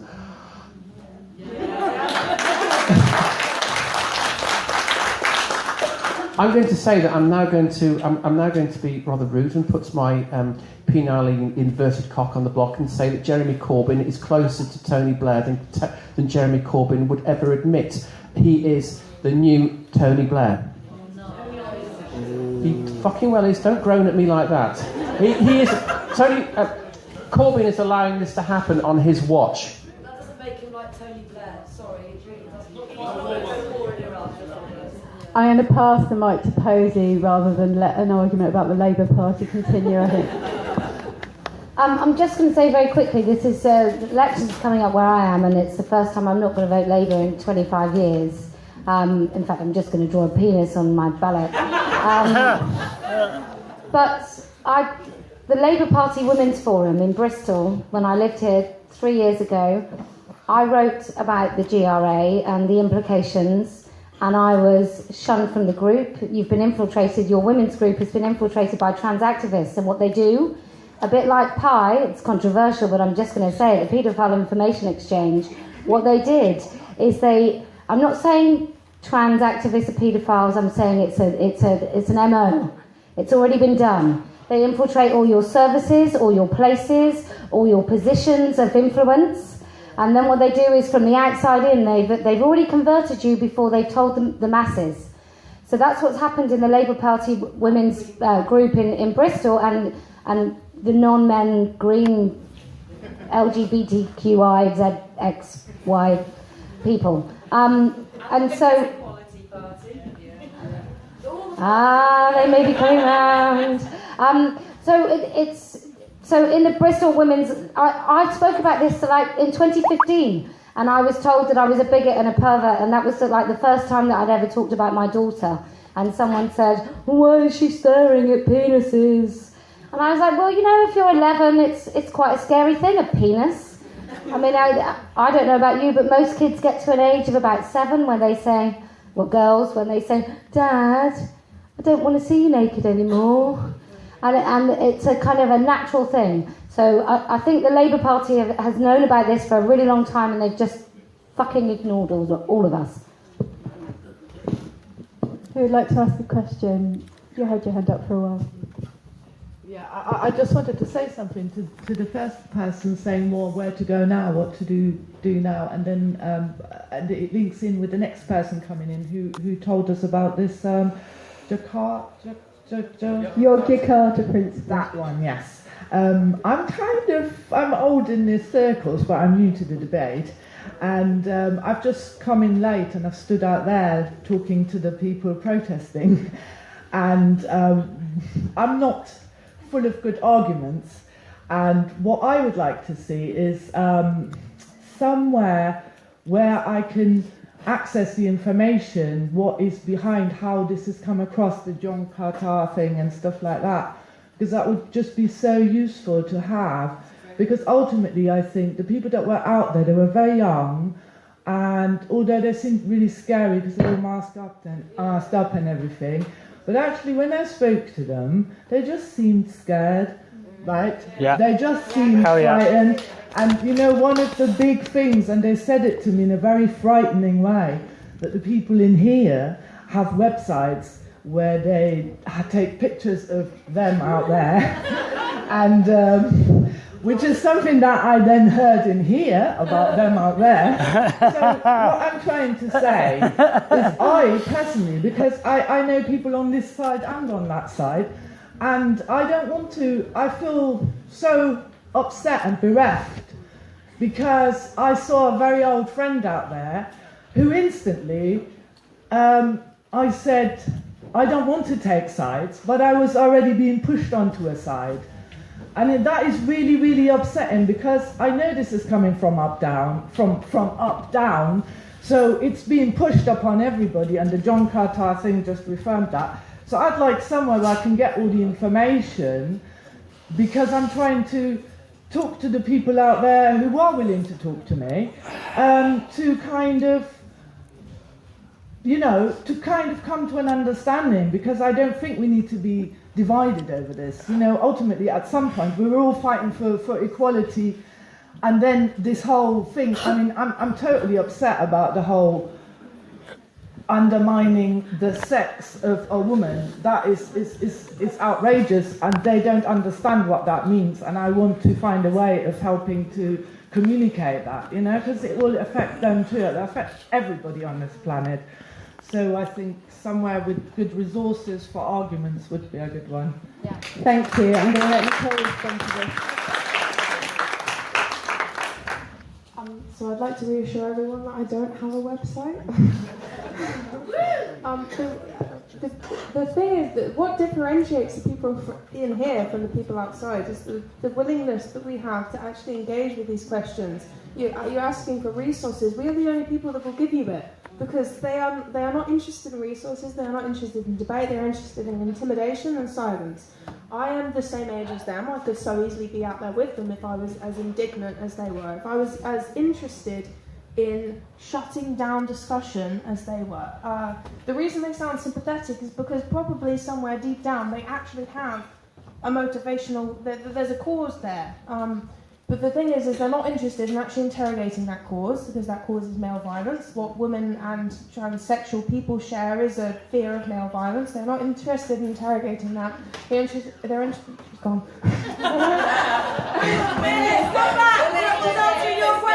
Case in point. A divisive issue. It's a device. It's. Where do you go with that? Right, carry on. When people say it's a divisive issue, we're not the one dividing people. This is an open event. Anyone is able to buy a ticket and attend and ask the questions that they feel are important. They're offered for free as well. They weren't excluded. Nobody was excluded. Venice in the past has offered, and there is a trans woman on this panel. These people are able to speak, should they be so inclined, but they're not, and that's what characterises them in relation to art. Thank you.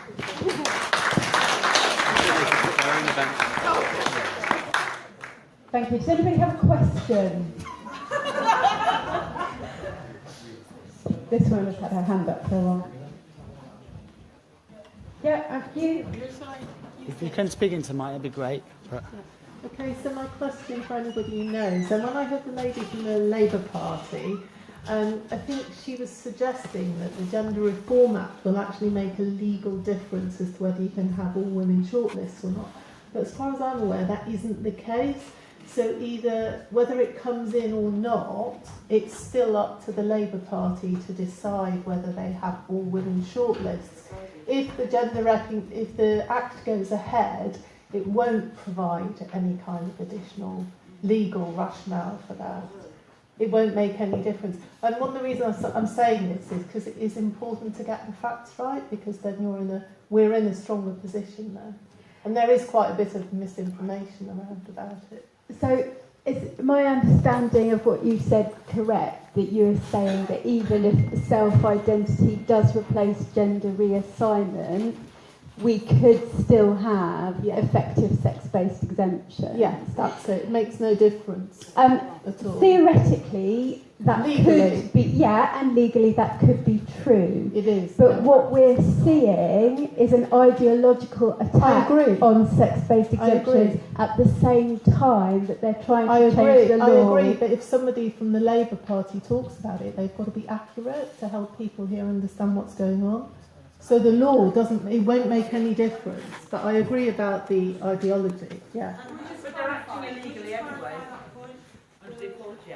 The Labour Party already has all women in shortlists and has said at the recent NEC decision that transgender women can join an all women shortlist. So I don't know whether there was a bit of a muddle about that. Yes, so it makes no difference. Trans women can join all women's shortlists. We can't hear you back, sorry. That's right. So the Labour Party were reminding people that... I think that this links back to the question that was asked earlier about what can we do next, because what I spoke about then was the laws. What you're saying is that legally what is happening now anyway, and that's because, like I said earlier, the laws aren't being applied. They're there, but they're not being applied. What is the decision of individual companies and organisations to apply, if they want to, sex-based exemptions. What's the problem is it's becoming increasingly more common that they do not want to. So Labour are within their rights to say, no, we will allow self-identifying women. We have the rights to combat that, but we're not applying them. So we just need to push to apply them. Can I just clarify, isn't the problem with the amendments to the GRA that once a trans person can self-ID as a male person can self-ID as a woman, then you can't exclude them from law or female?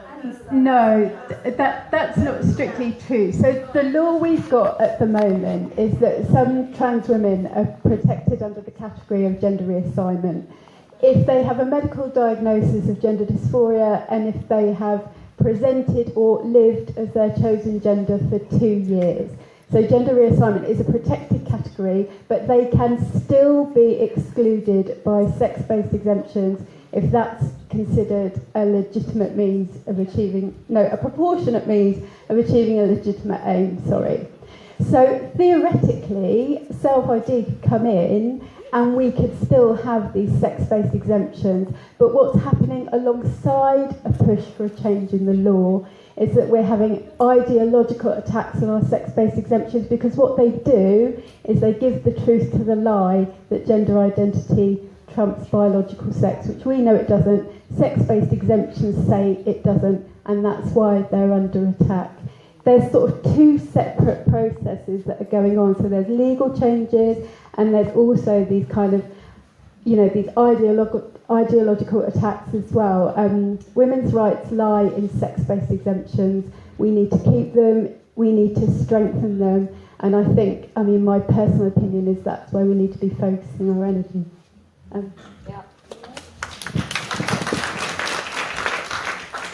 Jenny Harvey, what can I say?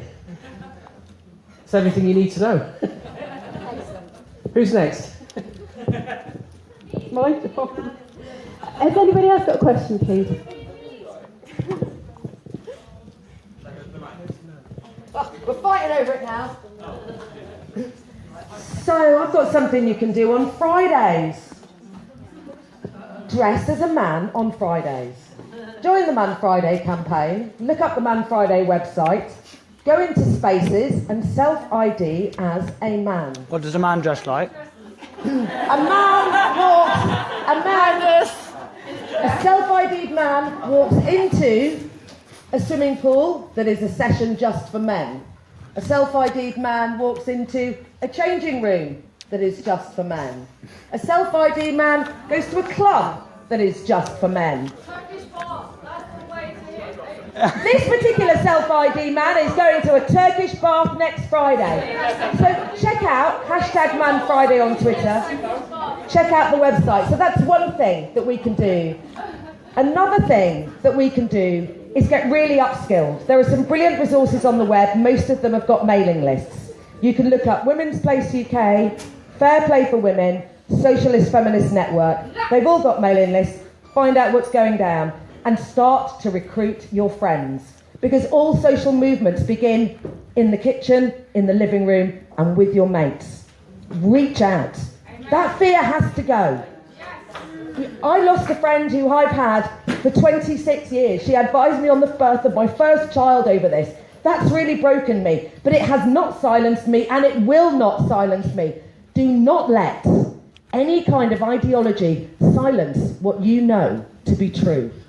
Reach out to your friends, gather in your living rooms, read the resources, self-ID as a man, and look for political representation. And if I was in the Labour Party, I would be withdrawing my Labour of canvassing.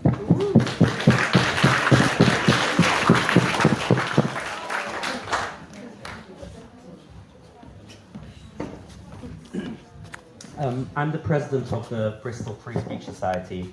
I'm here with a couple of my friends from the committee.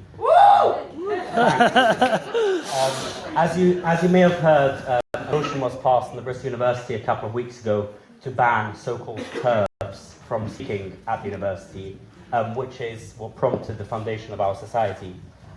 If we were to invite you guys now to speak at our university, you would not allow to be speaking because you'd be classified as TERFs. We are. Is TERF legal? Is it legal category, TERF? I don't think it. No. So surely no. we can invite them then? No, the student union has an independent status and it can impose its own laws. So there's basically no platform serving groups. University itself. Okay, so we are actively fighting this motion, which is why we formed the society. We've got lots of ideas, and I would like to speak with you after the event, if you'd like to come and talk to us about it. But for now, do you have any advice as a society going forward what we should be doing? Good job, dude. Disaffiliate from the NUS. That's the first thing you need to do. You need to get disaffiliate from the NUS because it comes from the NUS, it works down, and that's what you need to do. You need to disaffiliate completely because as long as you are a member of the NUS, your hands are tied. Because they create the motions, they say there's no platform for TERFs, and then there's nothing you can do. So you need to disaffiliate as an organisation, the same way that Glasgow disaffiliated. So our logic was we specifically wanted to join the student union and the NUS because that's how we can fight things from the inside. We thought we could be an independent society, but we wouldn't be changing things on campus, and we really want to change things. For the students who find that they can't speak out in their feminist society. He can do what he wants. They passed motions that have banned so-called TERFs. They have. I mean, I've been reprimanded by Edinburgh University permanently because of my understanding understanding that female people are female and lesbians are attracted to females. So that's what I do. So we set up an organisation called NUS Skeptics. It was a plan to disaffiliate about 5 or 6 universities disaffiliated from the NUS. What you're seeing here is a structural, institutional misogyny and corruption that is created from top down, telling young people that what they've got to think, that they can't platform this, that they can't platform that, that they've got to create their safe space. The only way you can even begin to rebel against this is to get away from the NUS. You need to disaffiliate. That's like, yes, you might in short term. Does the panel have any further advice? I have some great advice for you. Magdalene Burns is over there. Magdalene Burns.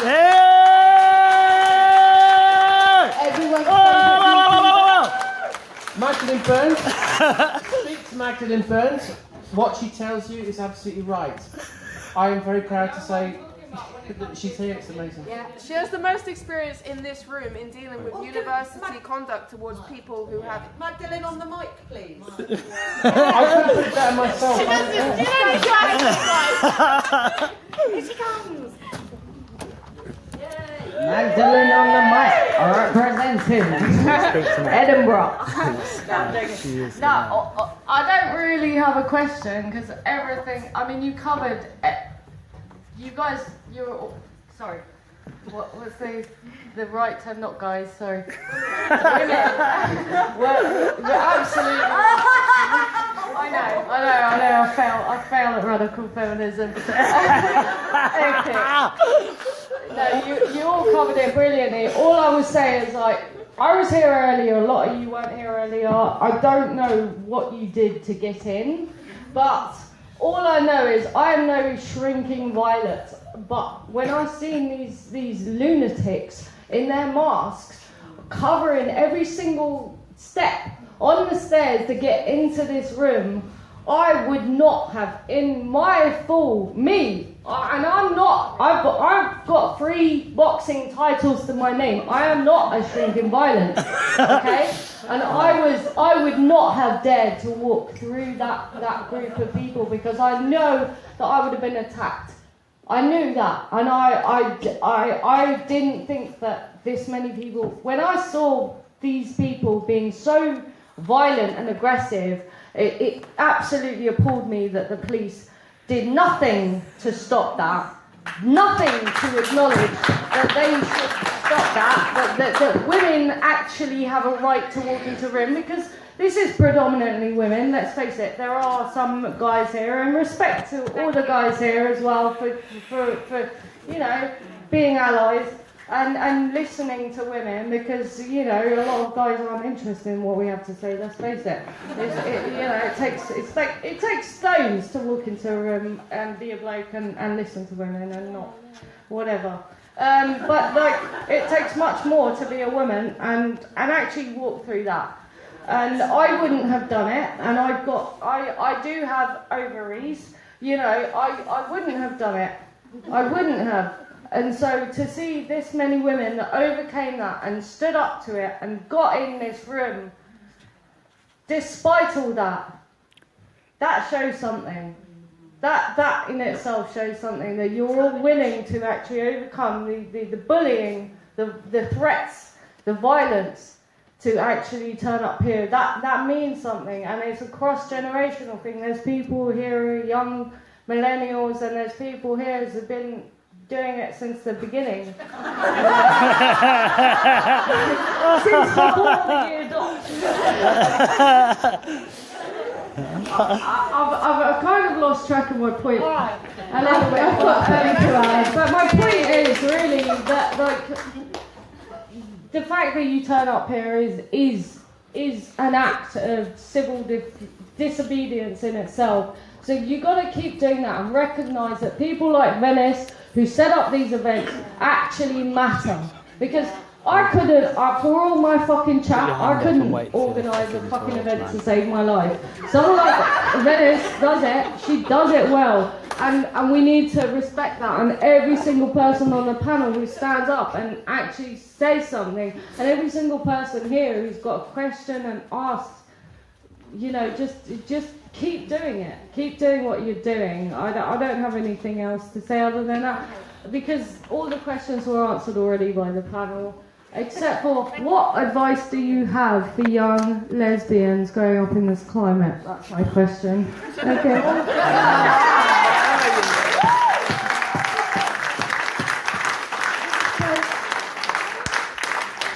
I've just got something to add to that, because Magdalene was talking about the behaviour of some of the protesters outside. I arrived to this event with Heather and Julie, and we got here and we were outside, and there were almost no other gender critical feminists at first, wasn't there? It was just us three, and all those people, and we managed to sort of get past their banner and onto the stairwell. And then I'm not entirely sure how it happened, but at some point I was on the stairs, and in front of me was a group of masked men who wouldn't let me go forwards, and behind me... There were girls as well. There were No, girls. they were all male. They were all male, the people in front of me.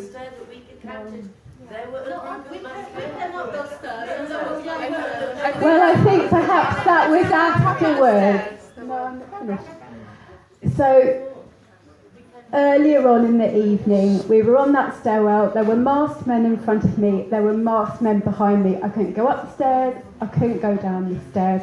It was an intimidating situation. One of the blokes was trying to grab Julie's phone. I was thinking, it's a fucking disgrace, you know. All we want to do is preserve our sex-based rights. That is not a crime. I will add, though, that they became a bit less scary once they opened their mouths, because they were all so posh. I couldn't help but think the same thing. There's probably footage of me being a bit chopsy that will be edited into me being a violent turf, but they were annoying me so much. And at one point I went up to one of them and I said, just fucking move, you know, I want to get up the stairs. And he was like, well, I'm not sure I can do that, actually. Yeah, I wasn't scary anymore, so there you go. I think Posey would like to say something. Being a heterosexual woman, I don't really feel that I can answer the lesbian thing, except to say that my 11-year-old daughter is obsessed with Magdalene. Good. And she's very excited to think that you might be staying at my house tonight, because she's a massive fangirl. But just on the trans activists, so two of them came in. So everybody was quite busy, and I was here, and I'm 5'1". I mean, I'm relatively wide now. I'm 43, but I'm 5'1". And when they came in, I said, "You can't come in." And they just pushed their way past me, and I did say to one of them, she did that, and she goes, "Oh, it's not my pronouns." And I did, obviously, I don't give a fuck what your own pronouns are, to be fair. But it's really intimidating. And then I watched different people try and get in tonight, and I watched two ladies at the front try and push past some people. And I think there was a point after about half an hour where I calmed down a little bit, and I thought, actually, if I talk about this, I'm possibly going to cry, which I don't really do unless it's like a Dogs Trust advert on TV. So I don't really cry about anything that's proper.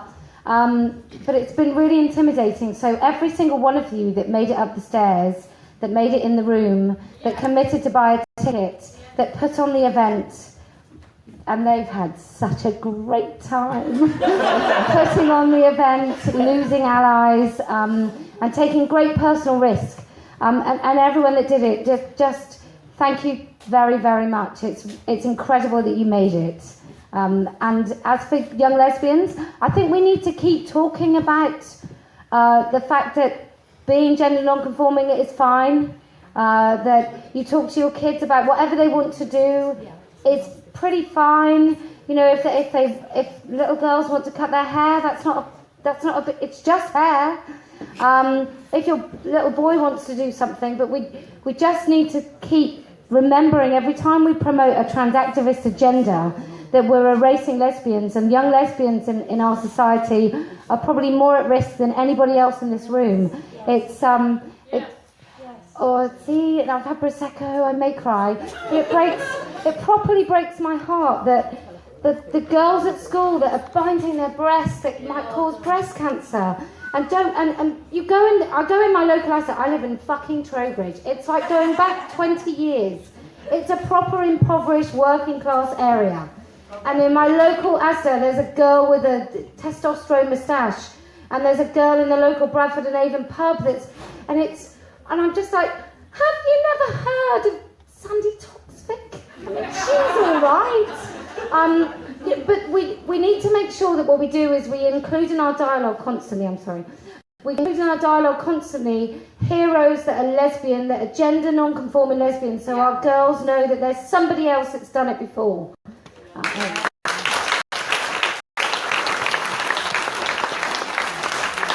Got a question from the audience member. Hi, I just wanted to ask if there are any groups in Bristol that are organised to meet up and talk about this kind of stuff, because I've had no luck looking. Yeah, that's what I thought. They're here. There is Yeah, excellent. You're all here, aren't you? Yes, we are. It's a group called Bristol Red Feminists. We've been active about a year or so, and we meet up regularly. And we're on Facebook. If you come to me, it's a private group, but I'll add you. And yeah, it's great.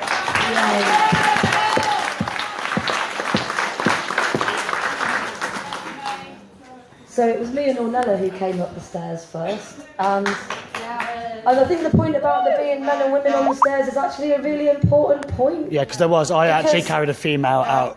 You know, like these women are handmaidens. I don't know what else to say. These are the women buying the feet of their daughters. These are the women that call out other women and call them witches. You know, this is the part of the thing that we've got to face. And I think it's really important that we know what we're up against. I'm an anti-nuclear campaigner. To be quite honest, I don't want to be here doing this stuff because there's other fights that are really important. Yeah, hell yeah. Fights that are so much more important than my identity, your identity, his, her identity. Do you know? So I've been looking at where the fucking money's coming from, because this is what we really need to know we're up against. I've only looked at 2 organisations so far, Mermaids and Gyras. They're getting funding from the fucking Department of Education. Do you know that? Our government are funding these groups that we think are kind of like independent NGOs, because this is the same model as in America. There's a fucking lot of money, a lot of drug company money, a lot of medical establishment money that's sloshing around to fund this stuff. So, you know, we've got to be really aware of what we're up against, but we've got to get, like, it's important, the issue about the women being on the stairs, because as women, we're half the fucking population. Our rights are minority rights, but we're not a fucking minority. We're half the population. So, you know, we really need to, like, bring our sisters on board with this, do you know, and find out, because I think half of them are just shit scared.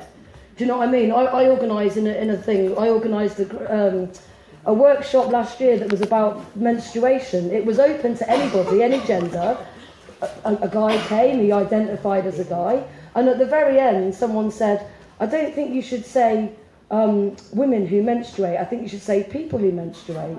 And I turned around and I said, with the greatest of respect, I've got trans friends, but I'm a woman and I bleed, and bleeding is the domain of being reproductively fucking female.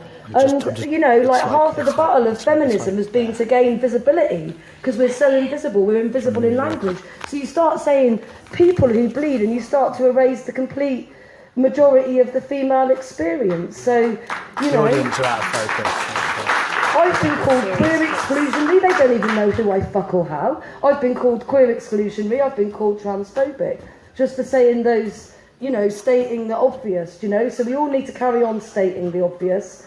And, you know, like, it was hard to walk in there today. It was hard. The hardest thing for me is because, like, I am a campaigner, and the people I'm most worried about are the people who are sat in the stairs. Do you know what I mean? There's people who signed a letter calling it transphobic. The first meeting we had in Bristol, and I looked through there and I was like, wow, there's 6 women I've organised with. Yeah. You know, I felt really upset about that, because they're calling me transphobic. They don't even know that it's me that they're calling transphobic. Do you know what I mean? Just by labelling the whole fucking meeting. So, you know, nice one, all of you, for coming. And yeah, let's just keep doing it. Keep the meetings rolling. Thank you.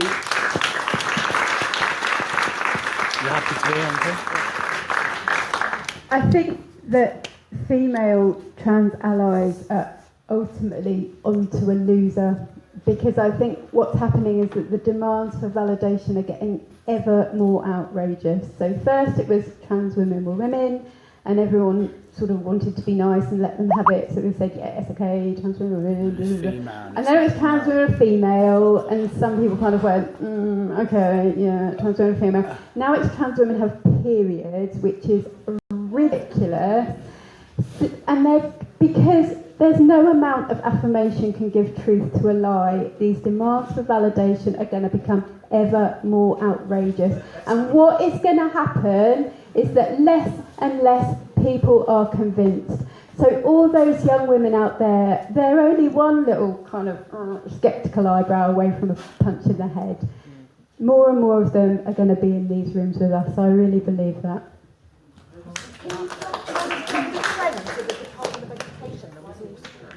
We do. You want me to do it? Who's next? Lady who was a GP, one thing you can do, if you go on the Transgender Trend website, there is an educational pack to go in schools. One of the things that was mentioned at the last meeting is that most schools have already had the free resources from the trans activists.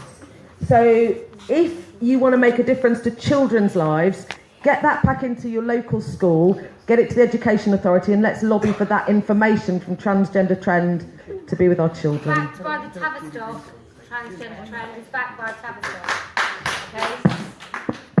Okay? Okay, does anyone else have a question, please? Anybody else want to say something?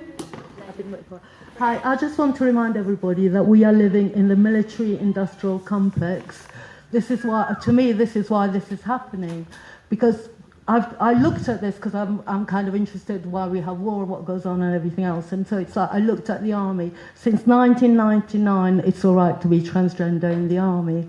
And this is, if the self-ID comes in the army, you've got to think about women in occupied territories and how they're going to be treated by some soldier who decides he's a woman that day.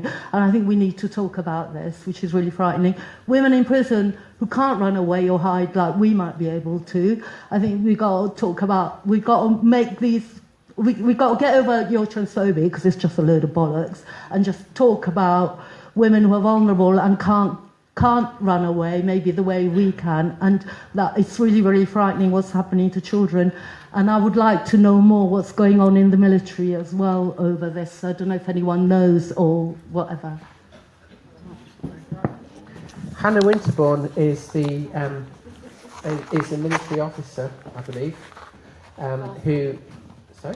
First woman to do something. Oh, the first woman to be launched into space or something like that. Not that it didn't happen 50 years ago.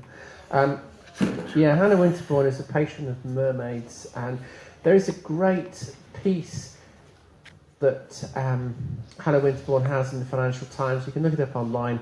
And what I would do is say, go away, look up Hannah Winterbourne, ft.com on Google, and look into the background of the photograph there, and there you will see exactly why Hannah Winterbourne is Hannah Winterbourne. Sorry to be cryptic, but you have to see it. I'll give you a clue, it's shoes. Fucking hundreds of them, all high heels. Excuse me, a soldier in high heels? Do me a fucking favour. How will that do the enemy? What are you going to do, tread them to death? I'd also like to add that Monty Python's Life of Brian was supposed to be a satire movie. And well, we can have the right to have babies.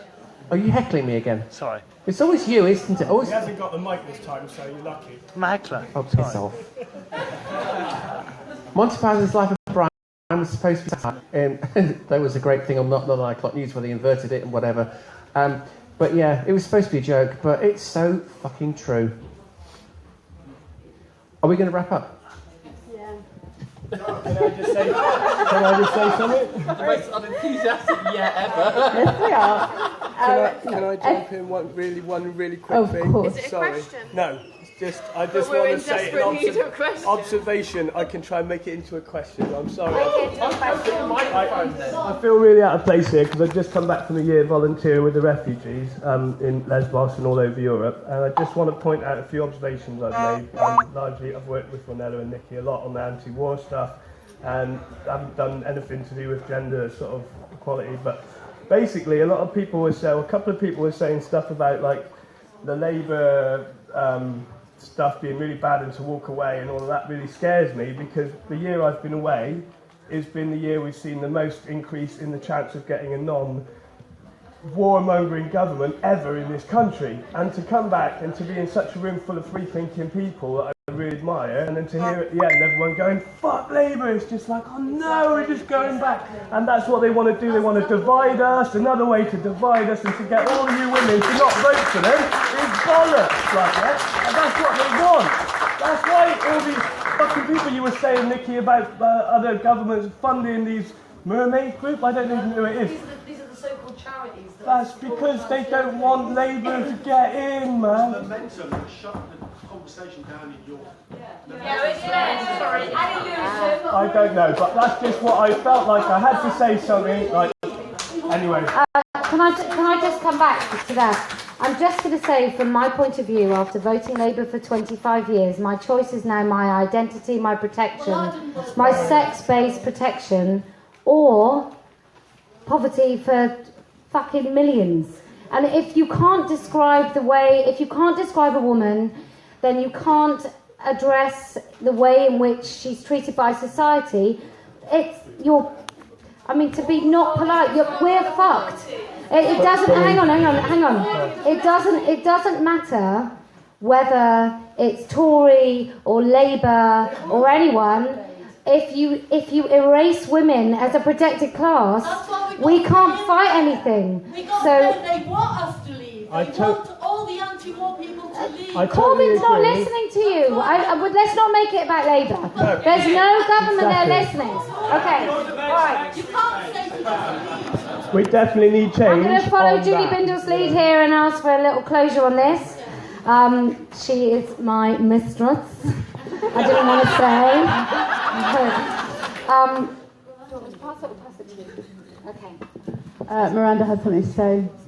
Can you invite everyone to stay? Oh, not again? Who said that? Put your hand up. Oh, it was you, was it? Oh, bloody hell. Heckler. The problem with the Labour Party is that the fundamentals of socialism and left-wing thought is based upon an idea of an analysis of material oppression, not thoughts and feelings. And we're in this situation where the Labour Party are getting on the coattails of this transgender movement. Corbyn sat on the Marsh show and said he would listen to women about stuff and things to do with the Jennifer James petition, and this has not happened. He went on television and he bluffed himself out of a corner. Well, tomorrow afternoon, guess who I'm going to be meeting? Managed to sneak myself into a meeting with Jeremy Corbyn.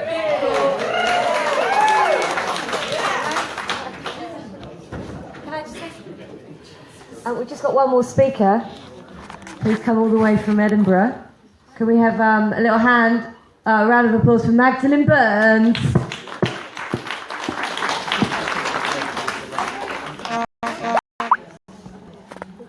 No, wait, actually already had my turn. I had my turn.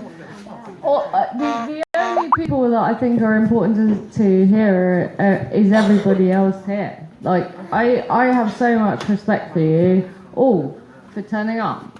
That's all I have to say, really. I've said what I needed to say. Everybody that stands for free speech. Yeah, it would be nice if you all stay, talk to each other, make connections, especially if you live in Bristol, make connections with the people here. Don't be alone. Don't let yourself be alienated. Don't think you're alone. This movement is growing. We are growing by the minute. I mean, even in my shitty, tiny fucking city of Edinburgh. I'm not from Edinburgh, obviously you can tell by my accent, but like, you know, like the movement is growing. It's growing in every city in the country, and GB Britain is actually leading this. Okay, we're leading this. We produced the first ever feminist manifesto in the 1700s. Like, this is the continuation of this. Just get together as women. Don't be ashamed of actually standing up for yourself for once in your fucking lives.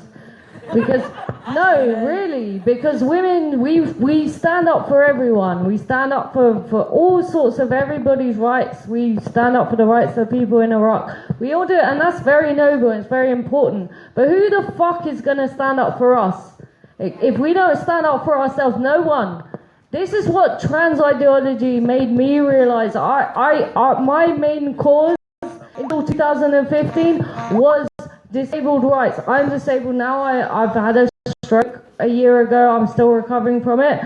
But before then, I stood up for disabled rights. That was my thing. I was an accessibility developer. I worked in free and open software, like actually producing software to make life better for people with disabilities. And obviously many people with disabilities are female. And I realized when I peaked trans, that no one's going to stand up for us. We will stand up for everyone. We'll stick for the little guy, but no one is going to stand up for you. You need to stand up for yourself, because if you lose these rights, it's going to be a lot harder to defend them. It's going to be a lot harder to defend them. Now's the time. And well done, each and every one of you, for standing up to these bullies, walking past these bullies, and actually getting here. This is the beginning. The backlash has arrived. And take it to every single country in the world. And yes, I see the claps. And well done to every single speaker. Every single one of you is inspirational. And more like this. Let's have more like this. As much as we can. Keep going. Yeah, that's all I gotta say. Okay, yes. For ourselves, for our daughters, and for our granddaughters, can we give the speakers and everybody here tonight a big round of applause? And thank you, Jenny.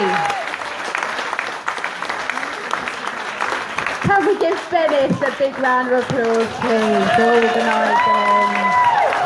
And pat yourselves on the back. So everyone, if you want to leave now, leave safely, leave in groups, don't leave yourself vulnerable. I think there's no, as far as I know, there's no trans activists outside. There are. Can we give the Jam Jar a big round of applause? Yeah, can we say thank you to Matthew and Haddy and all the people at the Jam Jar, and as Magdalene said, to all of you. And if you want to stay and chat and mingle, that's really good. If not, tell your friends on Facebook and Twitter and at the school gates and at the water fountain what you were thinking about tonight. Cool. Okay? Let's go down the pub. No, stay here. Let's stay here, not go down the pub. Stay there. You can smoke in there.